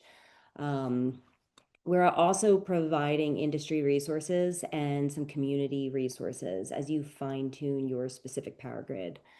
So one thing to keep in mind is batteries are becoming an increasingly common part of our power systems in Black Rock City. So as camps and art projects adopt larger battery systems for solar and hybrid systems, or the overall scale of these installations continues to grow. So with that growth comes new safety considerations, particularly regarding proper storage, emergency access, risks of battery fires. I'm now going to introduce our ESD, or Emergency Services team, and they're going to speak further on this topic. So we have two members. We've got Luke Sloan, who is our ESD Special Operations Chief, and Ron Vidal, or Precious, who is our liaison to Art and FAST, the Fire Art Safety Team. Take it away. Yeah, so I'm Luke Sloan. I'm the Special Operations Chief for ESD, so I take care of the hazmat team and the technical rescue team. And we have seen an increase in lithium-ion battery emergencies within the city. So I just wanted to give some quick pointers about lithium-ion battery safety, just in general. The threat that we face with these batteries is an event known as thermal runaway, which is a catastrophic chain reaction failure of the battery, which is a violent reaction that results in quite a bit of fire and high temperature emergencies. The pictures that you can see here on the slide were actually just from a portable phone charger that was in a participant's backpack that had a thermal runaway event. And luckily she was uninjured. But we can see here that these emergencies are pretty quick to happen. I mean, very, very fast. So some things that we just want to make sure that everybody understands: having the availability of having a dry chemical fire extinguisher on hand to try and extinguish these fires rapidly is a key point. You can use a fire blanket to try and cover the battery if it's next to an exposure, a structure, anything of that nature. Just keep in mind that if you do use a fire blanket, please do not remove the fire blanket. And the fire blanket is to cover the battery, not the actual exposures thereof. We need to evacuate the area and notify emergency services immediately. I mean, this is a true emergency, and it's going to happen very, very fast. You'll see, you might feel the battery get hot. You might see that it's starting to bulge. You might hear a pop, and you see a big cloud of smoke, and then the fire will follow. Let's go to the next slide. Yeah. So some quick just safety tips, like when we're charging these batteries, try not to charge them in the direct sunlight. I know that's easier said than done, especially in BRC. And the larger batteries, like what we see here on the slide, those are a little bit safer, if you will, because they're engineered systems. But really our large threat is those micromobility batteries, like what are in e-bikes and scooters. We want to make sure that when we're charging those, we keep them out of the sun as much as possible. We're not charging them next to a tent or an RV or underneath an RV to keep them in the shade. We want to, when we're charging those batteries specifically, please don't leave them unattended. The micromobility batteries, the little portable phone charging batteries, those are the main culprits that we're dealing with. Although we have seen some of the larger batteries have emergencies as well. So quick things that you can do: just inspect your battery every day. Just keep an eye on it. Make sure that it's not bulging. Make sure that it's not getting hot or warm to the touch when it's charging or when it's in use. And if there's any obvious signs of damage to that battery, that's going to be a key indicator as well. And I mean, like with the portable phone chargers, even if you drop them, that could be enough insult to the battery to cause the issue. The other point of note here is if you do notice that you have a battery that's bulging, maybe it hasn't caught on fire, but you can tell that something is up with that battery, please notify ESD. Those batteries cannot go into the normal waste stream. We have to dispose of those batteries properly, so that way we don't cause a fire later on down the road, either at TSA or at a transfer station locally. So please call us early, call us often.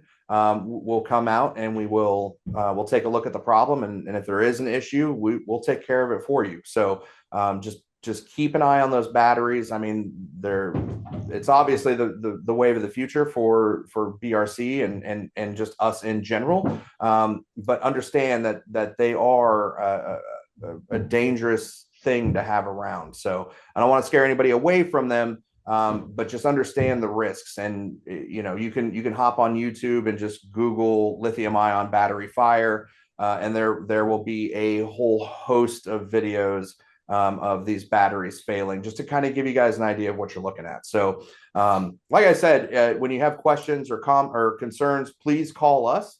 And now Precious is going to tell you how to get in touch with us. Yeah, great. Hey, I'm Precious with Emergency Services. First of all, I just want to say, call out to Luke and call out to Hotspot. We really appreciate the opportunity to partner up with all across all of the departments up on Playa, and particularly those that we have direct interoperability with. So Hotspot, thanks for hooking us up today on all the slides and all the great work we do together and your teams. So what happens if you need to call for help? I mean, one of the awesomest things about Black Rock City is that it is a city of creators, right? We co-create to put this city in place, and it's temporary. One of the differences between our city and other cities is that if you do have to call for help, every other city out there where you may come from, your hometown, etc., has a way to call for public safety. It's the 911 system. You pick up the phone, dial 911, and you'll have someone who will answer the phone at a public safety answering point, tell them the nature of your call, and they'll dispatch out the help you need to the location where you need it. But we don't have such a thing at Black Rock City. So when you do need help, and whether it's for a battery emergency or any emergency, and one of the things we like to say in public safety is we make house calls. So if you need some help, call us and we'll respond directly based on what you're requesting. But how do you request us? And so just want to give you the best ways to get help fast, right? Number one, ask for help. Well, who do you ask? So flag down a person with an event radio. And I put a photo over on the right because we have an awesome group with our Black Rock Rangers. They're walking around in your neighborhoods. If you see someone with an event radio, they'll be able to get to our Black Rock dispatch and get the help that you need when you need it and where you need it. But in addition to the Black Rock Rangers, our emergency services team is out there. We're moving around the city in ambulances and fire engines and such, because we're here to protect the very city that we live in.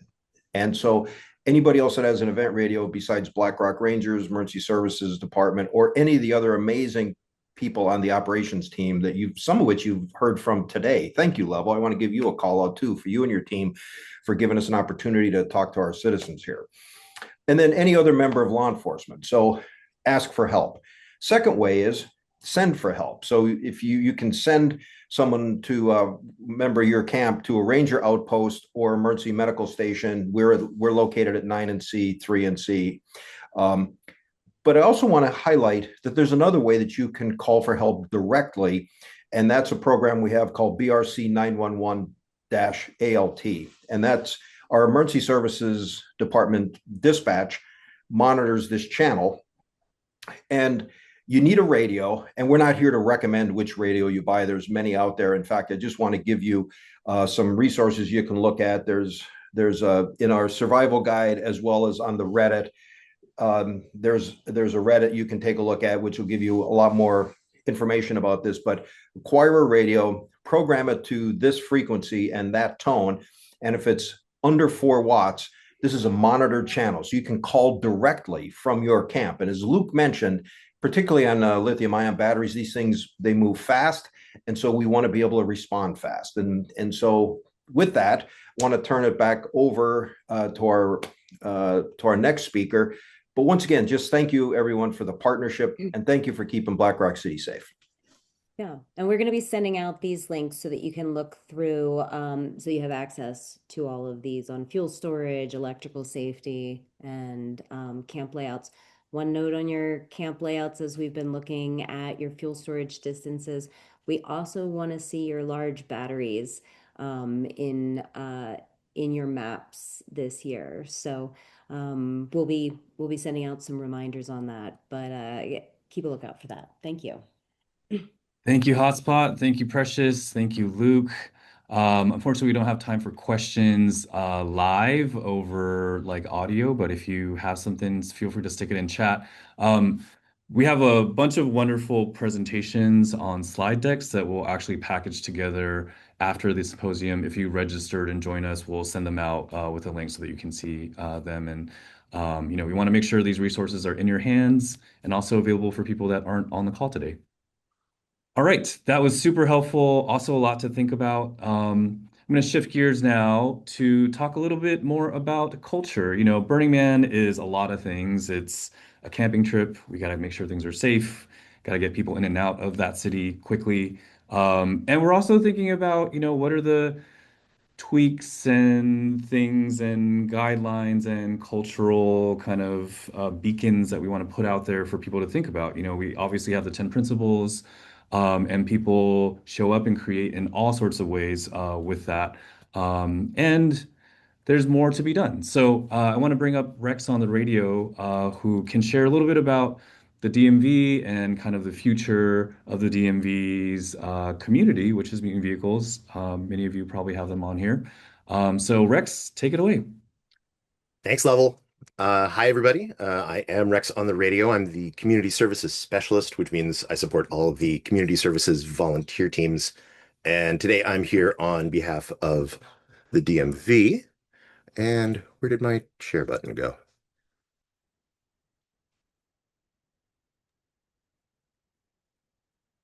It's right there.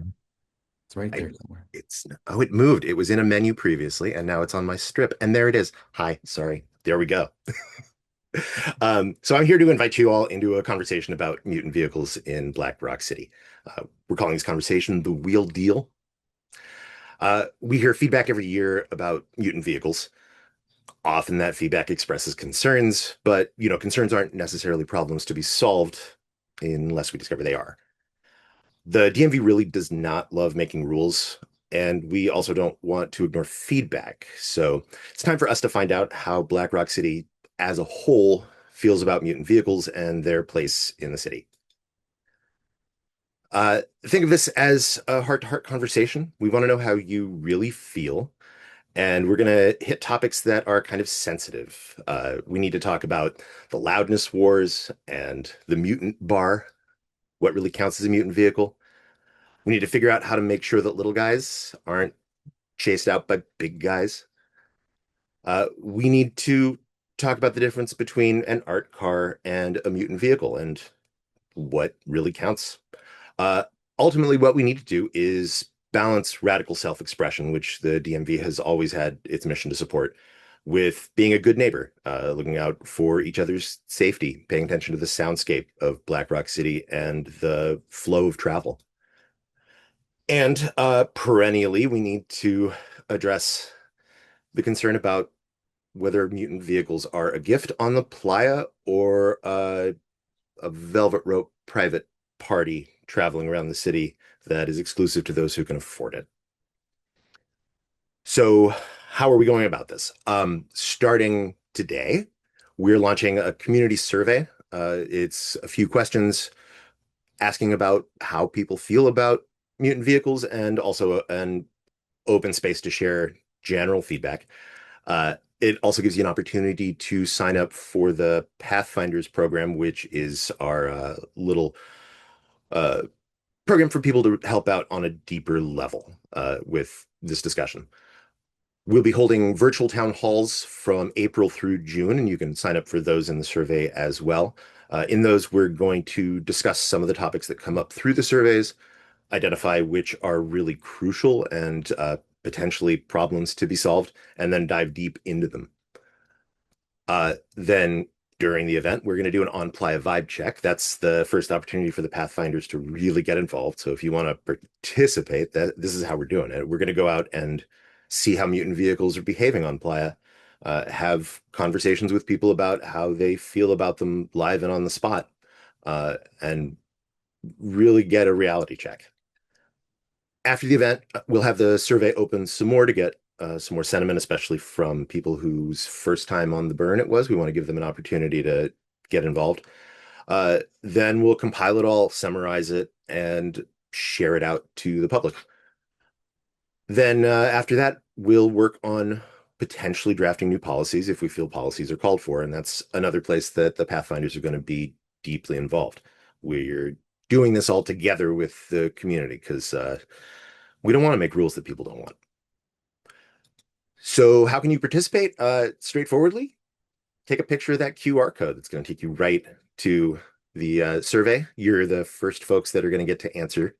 And the survey is open to absolutely everyone. So please share it out to your folks. We want all of the opinions. In that survey, as a reminder, you can sign up for the town halls. They're going to run April to June. We'll announce the dates as soon as we've got them settled. PDQ. And out on Playa, come find us at the DMV. We're always interested in your feedback in person.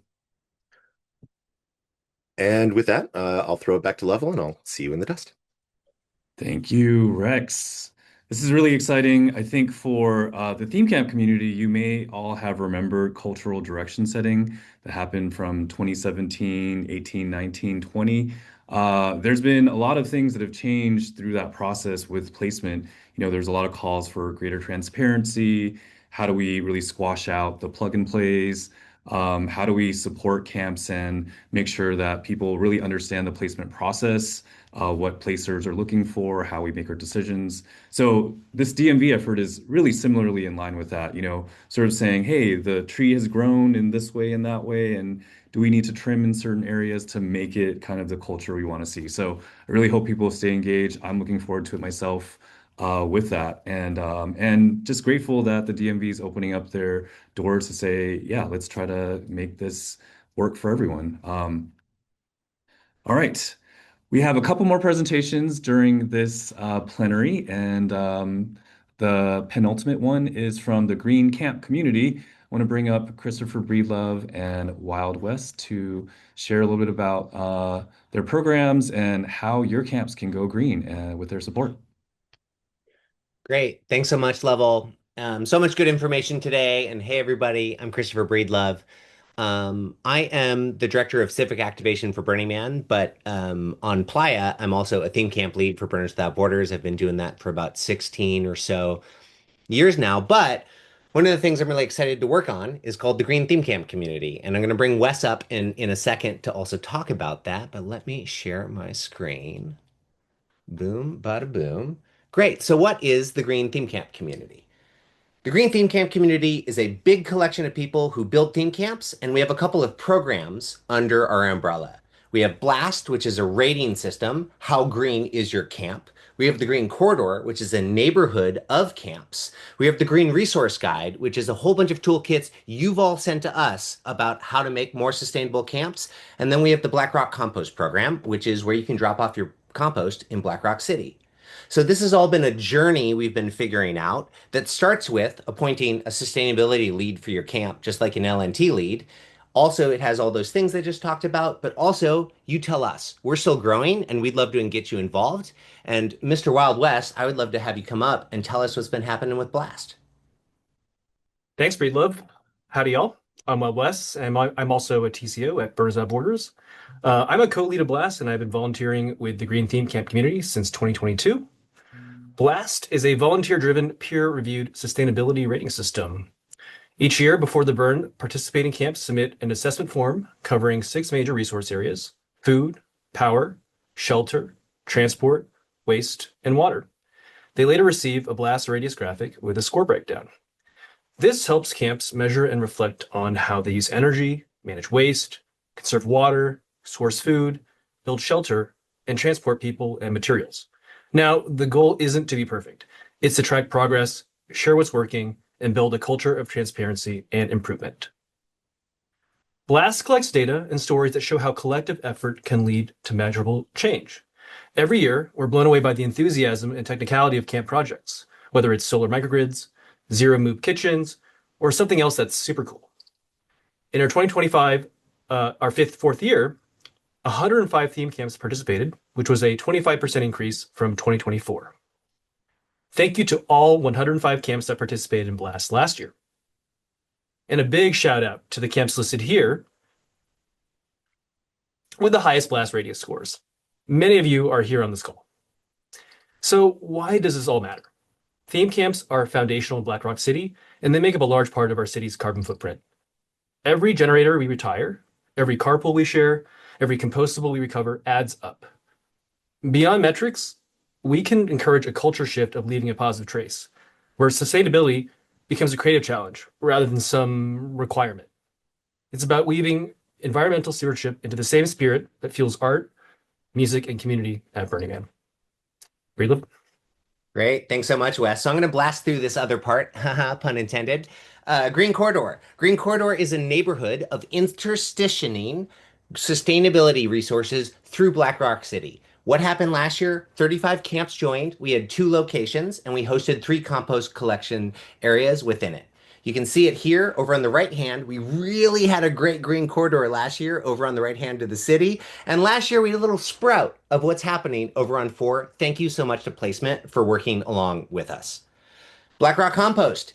It's a program where you can drop off your compost in Black Rock City. Shout out to Ideate, Ocean Beach, and Get Your Shit Done for being the drop-off camps for this. There were 3 this past year, 200 camps, 1,800 pounds, and this is huge in sustainability because not only do you not have to drag this stuff home, but it lowers your carbon impact, and we bring this soil back to Fly Ranch where we're growing food for Burning Man Project over there. Now, Wes, what are the goals for next year? I think we made it to our teenage years. And this year we want to make a bigger impact with these goals. So number 1, we want to launch a Blast self-assessment site with instant scoring to help reduce form overload and eliminate long wait times for results. We want to spread knowledge and learnings from previous years more effectively and help camps connect better on sharing resources. And since we now emphasize documentation rather than verifying application data through our camp visits, we hope to promote camp visits to all of BRC to support the growing interest in sustainable practices on Playa. This is a lot for a small team to tackle. So if you're passionate about sustainability at Burning Man and have ideas and want to volunteer, please reach out. Thanks. Great. And just to land this, come to our website, greenthemecampcommunity.org. It's got all of the information. There's our email. And if you want to do it in person, we have a camp out June 18th through 21st. I'll throw the link in down below. If you're a theme camp that wants to be at the ground level of this next level of sustainable theme camps, we'd love to have you. Level, back to you. Thank you so much. Thank you, Breedlove. Thank you, Wes. It's always great to hear how we are helping to regenerate this earth that we're on and lower our impact on it. I really want to also just double plug the Green Theme Camp community website. It is actually a wonderful resource. There's tools there, instructions, videos, links to other places that'll get you more. So if you're just looking for a starting point, start there and you will go places. All right, and our last presenter during this plenary, just to let you know what's happening after the plenary, we're also having a couple of spotlights and then we'll have another breakout. But the quick presentation is from Peers, the Placement, Engagement, and Exploration Research Squad.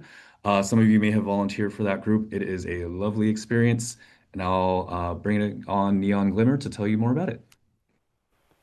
Hi everyone, like Level said, my name is Neon Glimmer and I am a second year Peers coordinator. So I'm here to share a little bit about what Peers does and pitch you to maybe join us. So let me pull up my screen here. Unlike some of the other people, I do not have a fancy slideshow. I just have one slide for you. But like Level said, PEERS stands for Placement, Engagement, and Exploration Research Squad. So we are a group of 200 to 300 volunteers that during event week we go out in pairs and we aim to visit all of the theme camps. And during these visits, we have conversations with the camp leadership about what is working well, what do they like about their placement, what do they like about their neighborhood. We're there to listen to their feedback. We're there to celebrate their wins. So, like, what awesome interactivity does your neighborhood have? How do you want placement to recognize your successes? What is your camp doing amazing that you could teach other camps about? So we're there to gather that information, and that data is used to cultivate a positive and a positive relationship with placement. Your placers aren't necessarily able to get out into your camp during event week to see what's going on. So that's why we have our, what we affectionately call our squatties that get sent out to do these interviews or these discussions. So in 2025, we had 84% of camps visited by squatties. That number fluctuates every year, and of course, weather can impact that.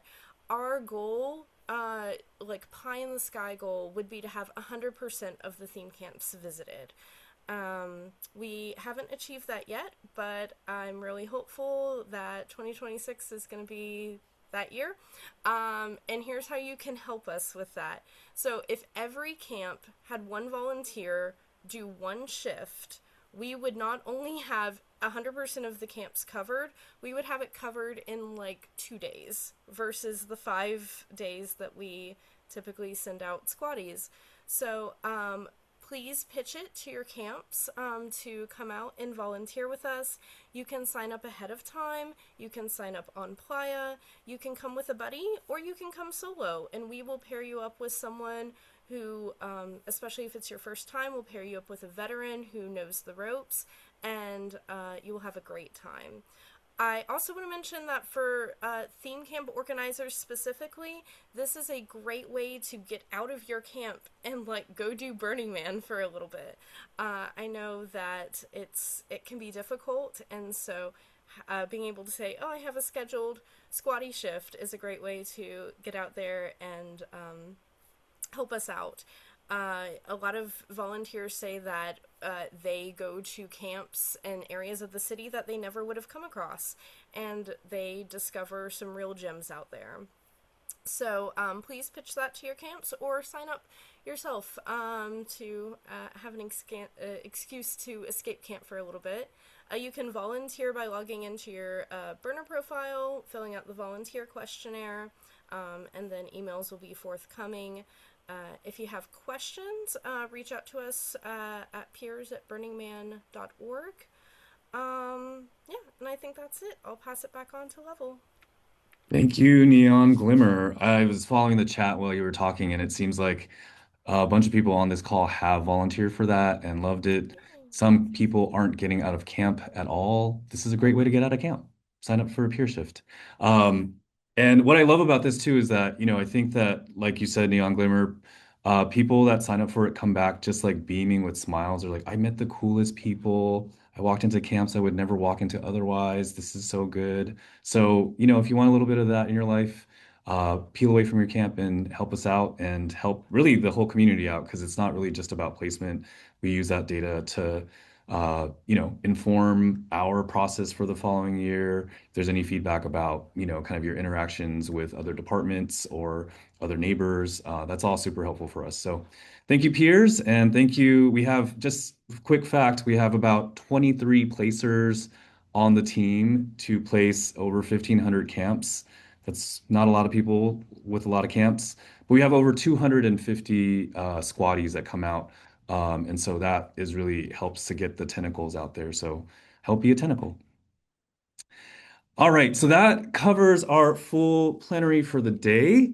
We want to do a little bit of a palate cleanser right now and give you a little bit of a break. Maybe you need to run to the bathroom or grab some water. I know I need some water myself.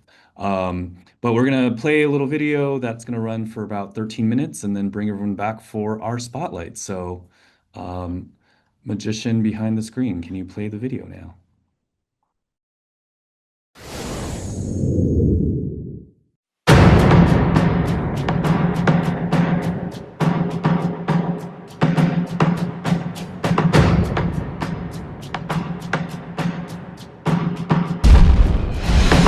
A lot of Burning Man art ends up in storage.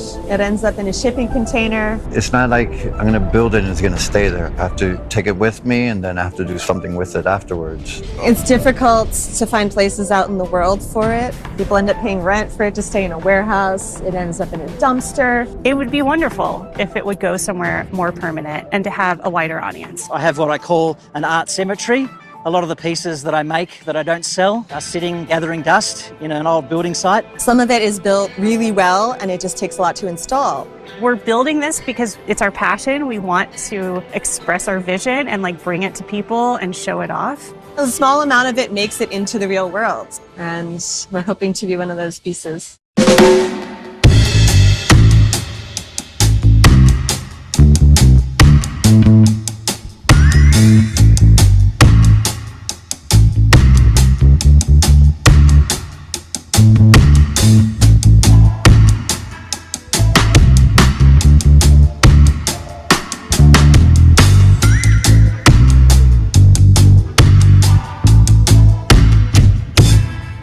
For Burning Man, I decided to build a jíbaro. In Puerto Rico, it's referred to like a countryman, like a true, authentic Puerto Rican. He's protecting the town, but it's also who he is. It's his culture. His town is his culture. What made him, where he comes from, that's all he has. And it's all I had as well. And someone took it away from me. So I got the chance to tell that story in Burning Man. But I saw these two trucks intertwined on the playa. It was preposterous. I thought that, it was an amazing piece of art, but also, could I do something that original? In Canada, they got rid of the penny in circulation. People were doing stories in print about, I use pennies and you can make a floor with them or do a collage. And I went, what else can you do? When she said, let's make the Lincoln Memorial, I said, yes, that's my favorite president, and that's how Lincoln got built. For me, symbolically, a rocket is a celebration about adventure and travel and discovery. I want all of us, especially at Burning Man, to kind of experience that and remember that, life is one hell of an adventure, and we should all just embrace it and go for it. Naga and the Captainess. 100-foot long metal sea serpent. Steel frame with an epoxy coating and stainless steel mesh and aluminum scales. They'll be painted. This hump is about 10 feet tall. The next one's 12 feet tall. The head is 22 feet tall. The ship, the beautiful ship, the Outervande, is over 100 feet long. It consists of 4 major pieces: a bow that's sticking up out of the water, bowsprit, figurehead.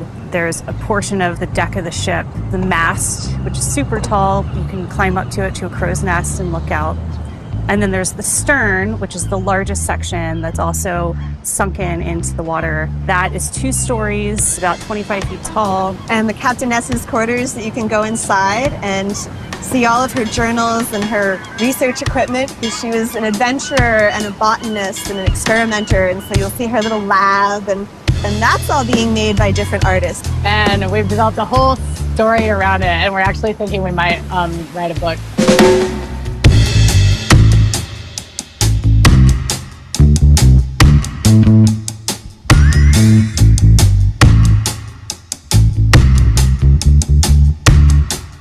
As soon as I got a phone signal after the burn, people start leaving and then all of a sudden get service. I had 10 offers, from all over the place. I had some from Puerto Rico, from museums, private collectors. People were actually like it and really want it. We've had some really nice luck thanks to Burning Man. They've helped us get our work out there. We get to exhibit one of the largest gallery openings in the world. You get 70,000 people come to your gallery opening. It's pretty good. Yeah, I think it is quite perceptible, the shift in the way that people are thinking about the art projects that they're taking out to Burning Man now that the secondary market has become more viable. If they know that there is a chance now that they can sell that piece when they leave the playa, it makes them more able to justify creating it in the first place. This event has generated a new market for art, but a very different kind of market. People take these works now, they don't burn them so much anymore, and they take them and a whole festival culture has embraced interactive art, and so now you can take it on the road. What distinguishes Burning Man art from other art is because it's limitless. Because of the landscape, it's limitless.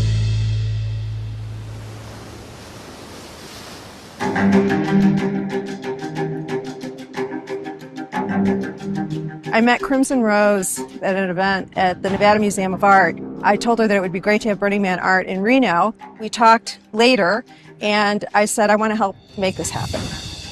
We've said no to very few projects because we really love to encourage people to experiment and push the limits. If you're a city that can embrace art, but also have the talent that you have and the relationship that you have with Burning Man, I mean, how can you not foster that and bring that inside your city and collaborate? It changes the landscape of a city so much on every levels, whether it's arts therapy or it's performing arts. To have Burning Man in our backyard is absolutely magnificent. Whenever you rebuild a city, a downtown, it's usually started with young people. And Burning Man appeals to the young people, and it gives them a reason to come back and look at downtown in a new way. That's really why we enjoy the Burning Man involvement here. Art replenishes the soul, and we are replenishing basically half of downtown Reno. We're giving it rebirth, and we just felt that art should be part of that rebirth. Originally, I envisioned almost like a Venice Biennale where we had a sculpture that was at the Nevada Museum of Art, and that there would be other sculptures throughout Reno, and people would get a map, and you could go around and you could experience Burning Man art throughout Reno.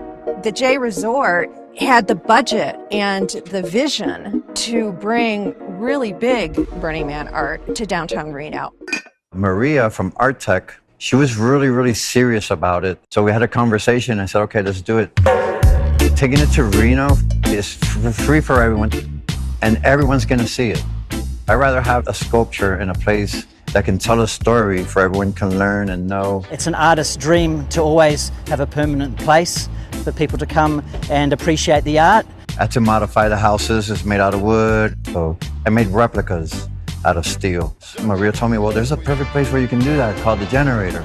I fixed the jibaro here, and then I got another art grant and make a big giant heart made out of tiny little homes inspired from the jibaro. Being here in the generator just inspired me to do the next sculptures. I hope that Reno in general continues to move in the direction of supporting the arts and reimagining Reno as more of an art city. We're really seeing a dynamic change how people perceive arts and culture on a national and international level, because when we provide spaces for artists to create, there's nothing that they can't do or accomplish. Mark was finishing up Ibaro Soy, and he was just about to leave, and this man walked by and he said, Ibaro! And I looked at him and I thought, oh my God, he's Puerto Rican. And I said, Mark is over there, the artist is over there. So I yelled, and so Mark got out of his truck. I see Maria's like, hey, you have to talk to this guy. And I say, hey, how you doing? Hey, my name is Hector from Puerto Rico. And I'm like, what? From Puerto Rico? Yeah, what part of Puerto Rico? I'm from Bayamon. What? I'm from Bayamon. Dude, I live next door. Now I see the sculpture from my window every day now. Yeah, man, that was so cool. For that man to walk by and just light up, it meant so much to Mark. In the most informal and natural of ways, we have a lot of interactions with Burning Man. We have no corporate sponsorship. It's all the culture of generosity. We sort of eschew the economy of reciprocity. We create nothing that requires paid admission. So I consider us a mutation of Larry Harvey's spirit here in San Francisco, and I've been in service almost unconsciously to the idea of bringing some of the beauty that inspired me so much in the playa to the place that we live. This is going to be, I believe, instantly iconic and radically beloved. I think it's going to change usage patterns in the park. Kids are going to flock here, families are going to flock here. These projects, especially when you start to stack one upon the other, can make a huge transformational difference in the place that we live. We are finally installing Naga in Golden Gate Park, and it is super exciting. We've been talking to the park for like a year and a half. We did our first crane day today. We always said Burning Man and beyond. We always knew we wanted Naga to have a life after. We planned for that with engineering and with waterproofing and paint. But we never really guessed in a pond. That's definitely a next level. It's pretty wild. We've all seen it on Playa where it was big, but it was in a big space. And seeing it here in this new home, it looks even bigger. It feels even bigger. To look at all the amazing relationships, the skills people have built, the friendships they've made, pride they have in themselves and their workmanship.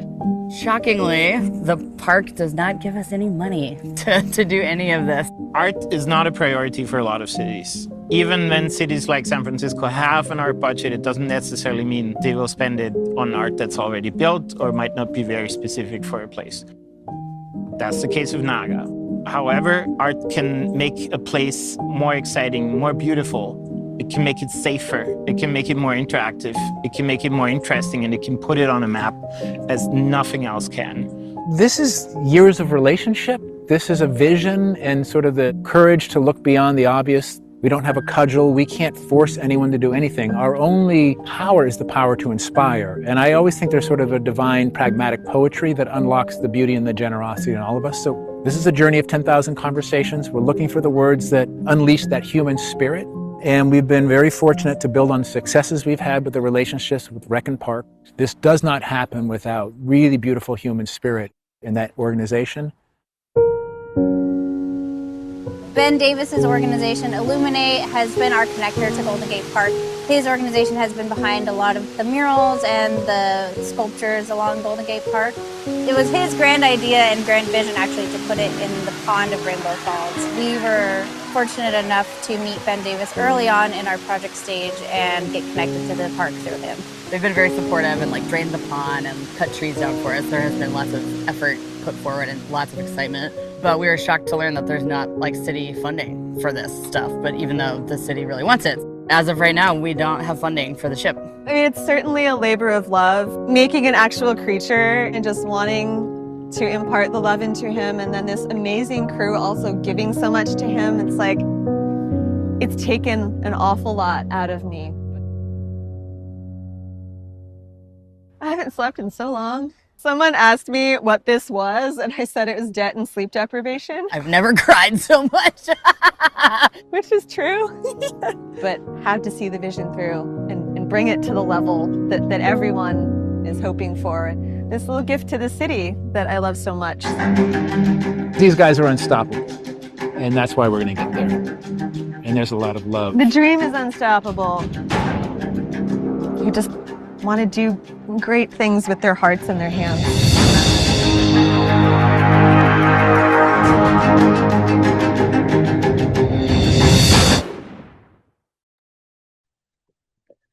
All right, welcome back, everybody.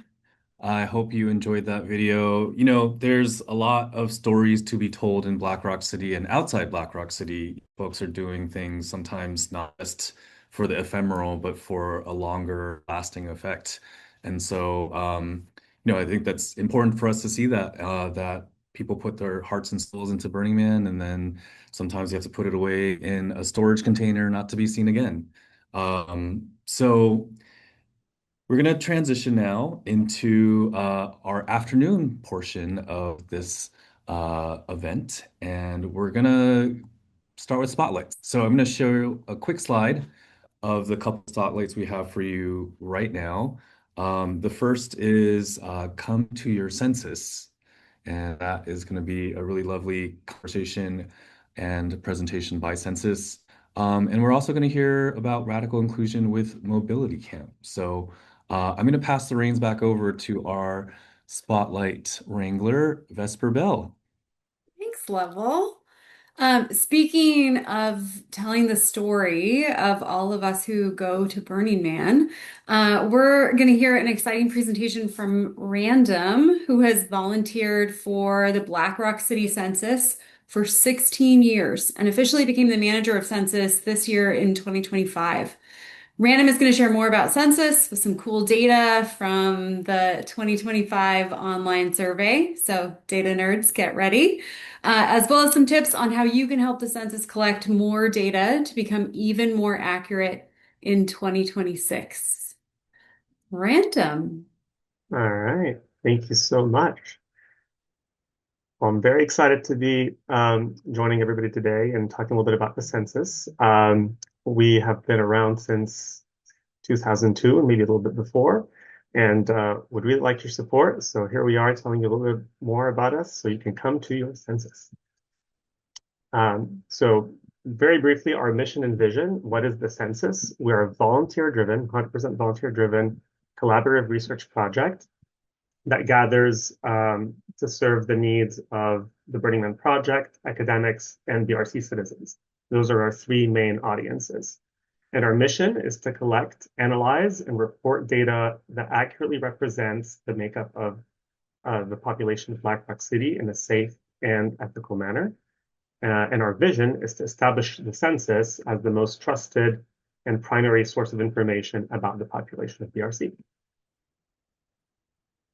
This is a cool photo of our leadership team from a few years back with our cool art piece called the Manticore. So a little bit more about who we are as a team. We are curious meerkats. That is our spirit animal. We are over 180 volunteers who come together on Playa and also volunteer year round. And we include academics, statisticians, students, programmers, engineers, builders, artists, and many, many others. We plenty of adorable and awesome nerdy researchers, a lot of amazing collaborative partners, and we are also creative problem solvers. And we, as our ethos and our personality, we're extremely nice, very detail-oriented, very diverse, and we have lots of awesome volunteers who come back to us every year because of that. And hot pink is our theme color, as you can tell here. And this is just another picture from a few years back at our census lab. All right, so Census does support the org and collect a lot of awesome information that gets utilized by a lot of different departments. But the org utilizes this data to describe, the population of BRC when they have interactions with the media and external entities, including officials and people from other, whether it's the state of Nevada or other entities as well. But some examples of departments that have utilized our data in the past include Communications Department and the MIR, Power and Sustainability, Diversity and the Ride Initiatives, Placement, and Airport and Burner Express. The other audience that I mentioned earlier is researchers. There's a lot of awesome folks, including academics, who are very interested in studying things at Burning Man. Here's a few examples of some of the projects that we've done in years past. We had Katy from the University of Denver. She was a psychologist, and she had an awesome collaboration with multiple universities, both in the US and abroad. And those included UCLA, Yale, University of Bath, University of Oxford, and New York University. And she looked at transformative experiences and the skills and perspectives that people learn and discover while they're on Playa and how they bring it back home and also share it with the rest of their community. We have Hunter, who's a professor in sexology at the University of Quebec in Montreal, who looked at sociosexual diversity and risk-taking on and off Playa. We have Uncle Vern, who's a sociologist at San Jose State University, and he studied diversity and how Black people negotiate radical social spaces at Burning Man. And then Countess, who is helps count people.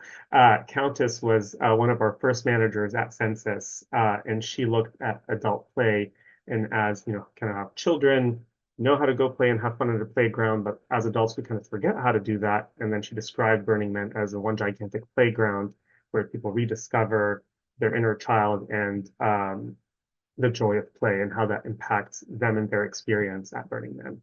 Some other research topics that we've had, especially in the last year, have been like the social impact of art making and how people can connect to other folks through art and through art projects, things about playa name and self-expression in different ways that are enabled through playa names. We have folks who studied bike riding and outdoor recreation, just to mention a few examples. So this is kind of the evolution of the census over the years. In 1997, Marian started doing some of the first survey efforts, and they were at center camp primarily, while people were waiting in long lines to get their beverages. And they started as a printed paper survey form. In 2002, Census became formalized as a department, and that's when Countess came in to help lead it and also add the academic flavor to it. And then we started, but all that data collection was just at center camp and nowhere else in the past. So starting 2008, we started thinking about how can we collect data outside of center camp to have an even more diverse pool of respondents. So we started having little census traps or little remote kiosks pretty much throughout the playa to help collect the data. And then in 2013 is when we drastically evolved our methodology to make it even more scientifically accurate. And that was to create a random sample. So rather than people self-selecting to provide their information, we wanted to have a truly randomized sample where everybody has an equal chance of being represented. And that's the data collection that we now do on Playa. And then there's an online census after the burn, which is an online survey that's open to anybody who's attended Burning Man for that year. And then we use the results of both of those samples in order to have the most accurate representation. And then during the pandemic, we were still active, and we created a virtual multiverse and also had some census surveys to keep people engaged, and then went back to our awesome methodology of random sampling and having an online census right after that. So what is this random sample? We have lots of volunteers who will collect data from every single point of entry on Playa. So that includes volunteering on Gate Road. We have folks wearing white white lab coats to be very visible and also to look nerdy. And they'll be collecting data between Gate and greeters. So they'll do it at a random time. So we truly randomize our data. We have shifts starting at 4 a.m. in the morning. We have some that start in the afternoon. We truly want to make sure that anybody who's coming into the city has an equal chance of getting sampled. We also collect data from airport and also through the Burner Express buses. The data that we collect in the random sample is pretty short and sweet. So we only have 8 questions. We don't want to delay or have people, it's supposed to be just a quick capture of demographics. So we mostly ask about age, gender, ethnicity, number of burns, place of residence, education, and just a couple little things like that. But sometimes people think that they've already filled out the census because of that, and that's not true. We do want everybody to fill out the online census, which is much more extensive and will tell us a lot more about you after the burn. For the random sample, we actually have a bunch of volunteers who will sit in a container and punch in all that data while we're on Playa, and they will generate a report, just like the one that you see in the corner of the screen, with preliminary results. And we distribute that right on Friday evening, right before the man burns. As for the online survey, again, this one has about 50-ish questions. It's a little bit more involved, but it still only takes about 10 to 15 minutes to complete. And it is 100% voluntary and confidential. Folks don't have to enter anything that would identify them, so it's fully anonymous. They can choose to skip or stop the survey, skip questions or stop the survey whenever they'd like to. And it's got 3 main sections. The first one being just basic demographics. The second being questions for the Burning Man projects and being able to support different departments who are requesting some information about the population. And then the last section is for our collaborating researchers who have different topics of research every year. And yep, most of the questions are multiple choice and easy to answer and go through, and folks can save their progress if they don't want to do it all in one go. So here's some highlights from the 2025 online census survey. This one is about age distribution. So as you can see, the biggest segment in terms of age groups is those in their 30s, followed by folks in their 40s. Or another way that you can look into this, if you want to group anybody who's below 40, that's about 50% of your population, and the other 50% of the population is 40 years of age and older. How about gender? Things kind of shift a little bit with gender year after year, but it's almost a 50-50 split with just a little bit more males and females, as you can see on this pie chart, with also 1.5% who prefer to self-describe. As for number of burns, you can see that almost like a quarter to a third of the population year after year is first-time burners. So lots of new energy and new folks coming to the playa for the first time and discovering the magic of Burning Man for the first time. And then you can see there's about 16% who are there for the second burn, about 14 for a third burn, and then it kind of goes from there, as you can see, all the way to 20 plus burns. All right, and then next up is countries. Where do people come from? And this year, or in 2025, we had over 110 foreign countries represented on playa, which was phenomenal. If you can, it's about 80% US, 20% other countries. In terms of other countries, we got about 2% Canada and 18% other countries. And you can see in that little box on the corner, some of the other countries that are represented. So again, Canada, UK, Germany, Mexico, France, Australia, Spain, Switzerland, Netherlands, Italy, Israel, New Zealand, Brazil, Ireland, Finland, Denmark, and many, many others. And the other 80% is US based.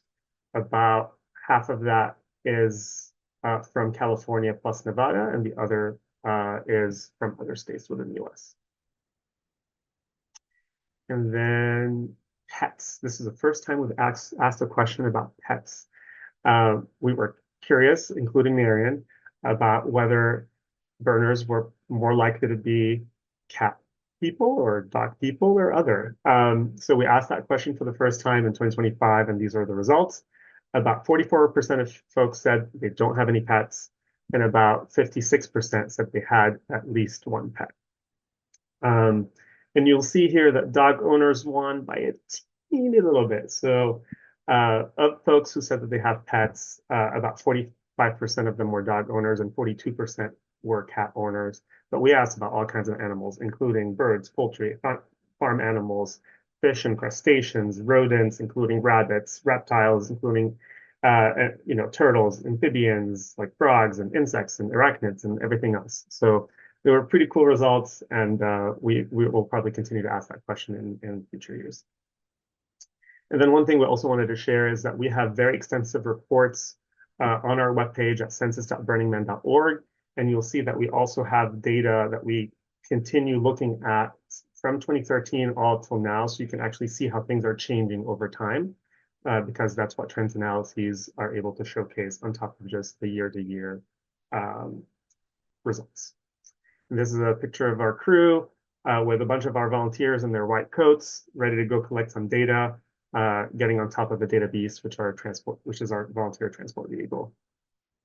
All right, so here's the call to action. This is what we're here to ask you guys as supporters and theme camp leads.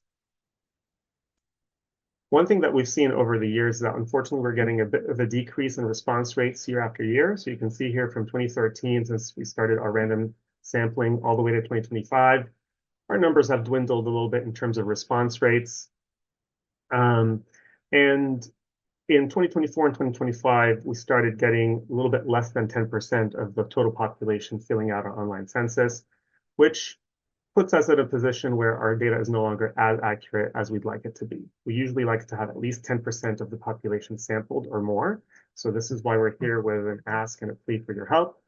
The online census survey, it goes up when the man goes down. So on Saturday afternoon, once the man burns, that's when we launch our survey.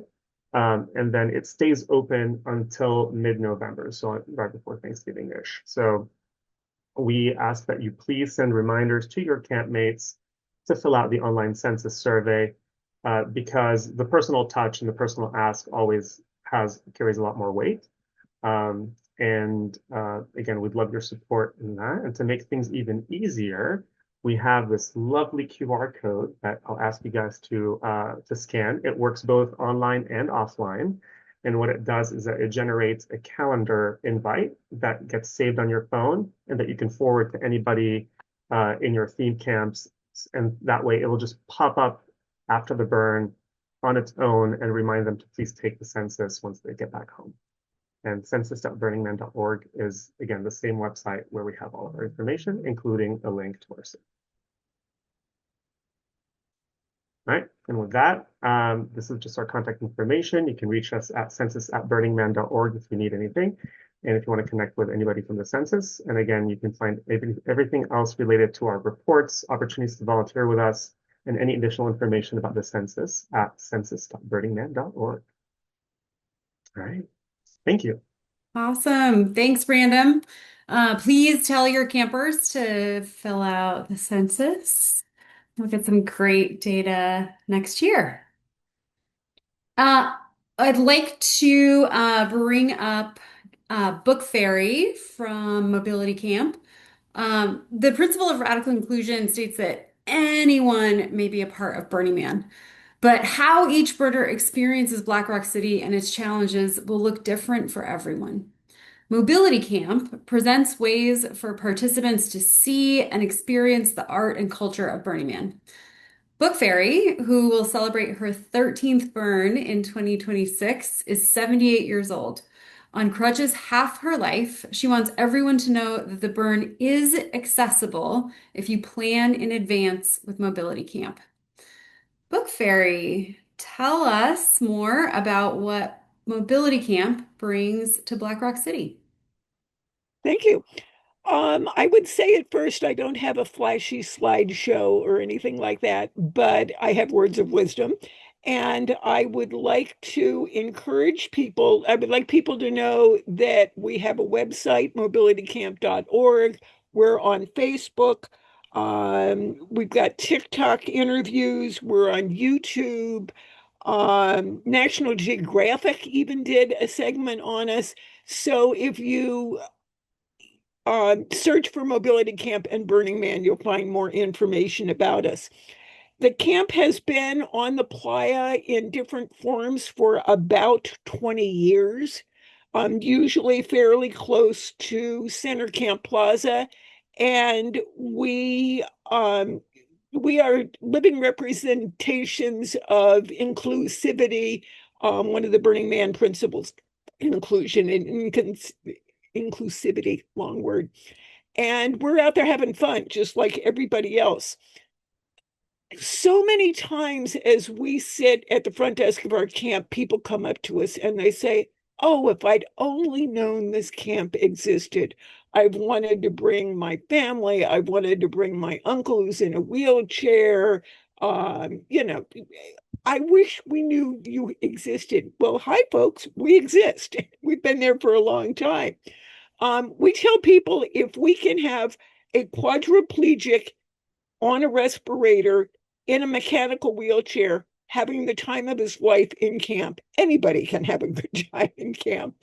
And we are also there for the people who in their first night of build week trip over the tent stake in the dark and break their ankle and go to Ramparts and get their ankle taken care of, and then are looking around going, how am I going to do the rest of the burn? We can show you how you can do the rest of the burn. So don't think it's impossible. With planning, we can tell you how to get ready, and we can tell you how to take care of everything.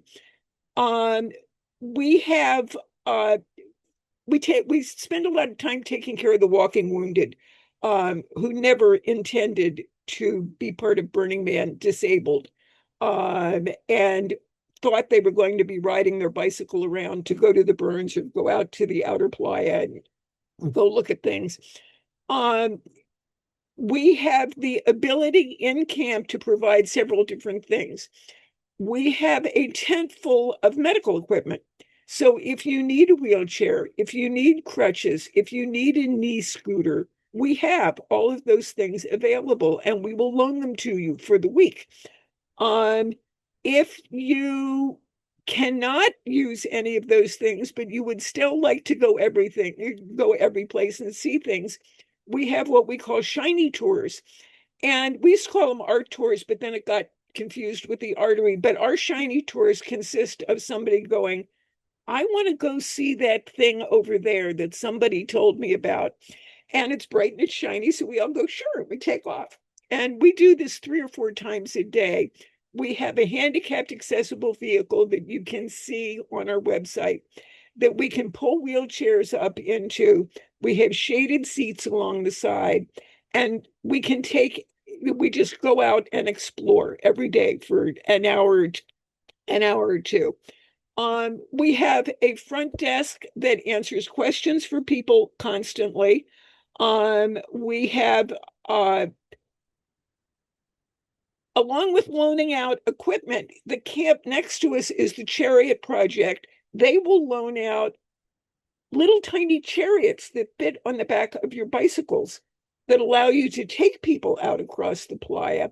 And they also have ortho boots and more medical equipment. So we work back and forth together.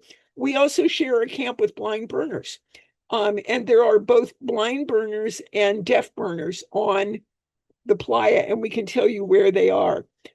If people would like to be with us in our camp, we have wonders like electricity, a handicapped accessible porta potty, shade, a kitchen tent. Everybody works 4-hour shifts in the different jobs we have, which could be at the desk answering questions, driving our vehicles, or spotting with our vehicles, MOOP patrol, and kitchen work. We have an obstacle course. If you have ever wondered what the obstacles are at Burning Man to people on crutches or wheelchairs, you can come to our camp, take our little obstacle course, and find out what the limitations are. And if you successfully complete our obstacle course, we stamp your hand honorary camp for the time. We do have camp fees, but we're a group of people basically from 8 to 80 that are providing a service for Burning Man and having a damn good time while we're doing it ourselves. And you don't have to be in our camp to participate with the things we do. As Vesper Bell knows, we encourage people who have brought their parents to Burning Man to tell their parents about the services we have. So maybe if they don't want to pedal all the way across the playa, they can come right along with us and see what there is to see. We have families with children that also show up to go out with us. And then we have the Artery, who has just established a relationship with us where handicapped accessible art vehicles drive up once a day, load everybody on, and you get a curated art tour around the playa. And this has been a new feature we've been doing that we really enjoy one way or the other. If you have a charging station, we have a charging station. So if you have a motorized vehicle, a golf cart, CPAP machine, anything you need to plug in that's medically related, you can do that with us. We go out at dawn sometimes. We go out to the burns. We coordinate with other groups around us. So we're providing a variety of services. On our website, we offer survival tips. If you're going to come with a motorized wheelchair or a golf cart, what you can do to make sure it's going to run on the playa and not end up dead by the side of the road, we can tell you. We can tell you how to take care of yourself. If it's going to be a rainstorm, we can tell you how to build a portable potty on the spot, which is not something everybody does. Our website, if you feel really ambitious ahead of time, our website has instructions on how to build a hand cycle out of used bicycle parts. So you can sit down close to ground level. You don't need to worry about falling over, and you can pedal yourself across the playa. We have some things we don't do. We have been asked before in a polite manner if we babysit, basically. If a handicapped person, disabled person can be brought to us and left for the week. People said, we'll stop by once a day to see how they're doing. That is fine if that person comes with an attendant to take care of them. We can't provide any kind of care. We're all busy taking care of ourselves and taking care of our visitors and people coming to us. But if a person wants to come with an attendant, and the attendant is going to stay with them, that's fine. We don't rent out motorized equipment. We don't rent out motorized wheelchairs. We don't rent out golf carts or pass out golf carts, which we have been asked for. The other thing we can't do is there is a handy sticker that can go on the back of your vehicle that says you're a disabled driver, and it allows you to go any place on the playa. We don't pass those out. DMV, who you've heard from previously, is the one that passes them out. So it's not a service. We can't certify your vehicle. They'll be the ones to certify your vehicle.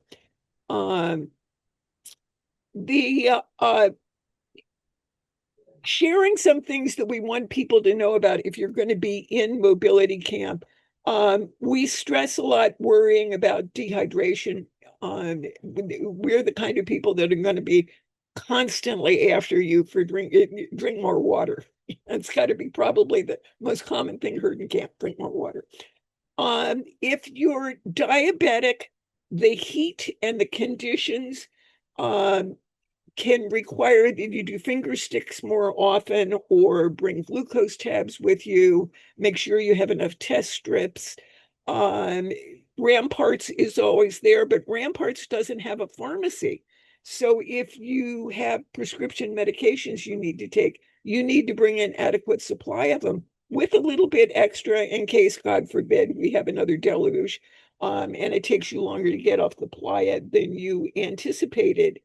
Another thing that people don't think about is to bring a chain and a lock for your golf cart, because the keys that start golf carts in a lot of ways are universal in a lot of ways, and we wouldn't want somebody to sit down in your golf cart inadvertently and put their key in and disappear. So if you're coming with a golf cart, bring locks with it.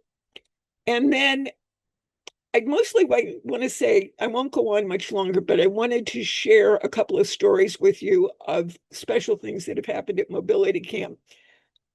Bless their soul, there is a bus from New Hampshire named Fluffy.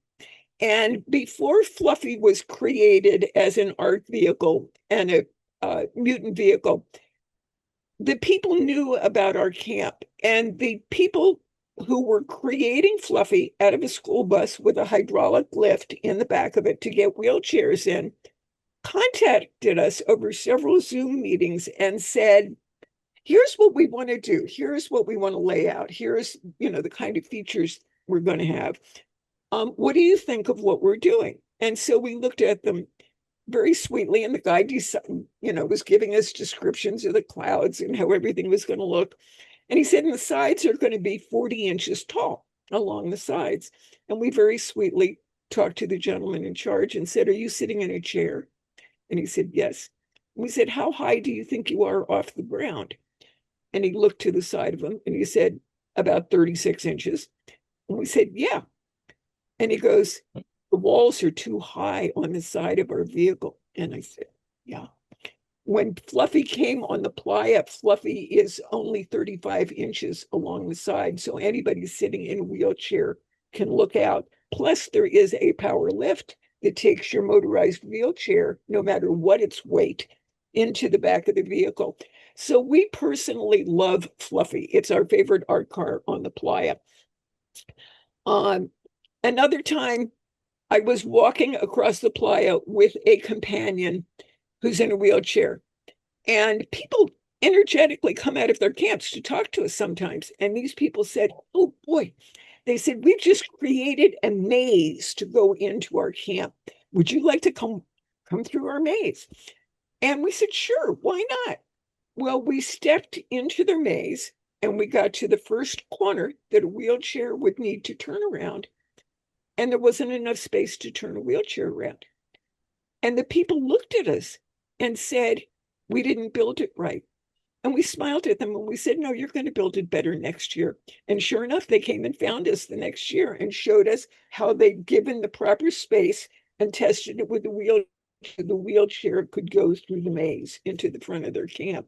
So it's that kind of stuff we love and we really appreciate one way or the other. And I think the last thing I'd want to say is we're all having a really good time out there. We have a great group of people.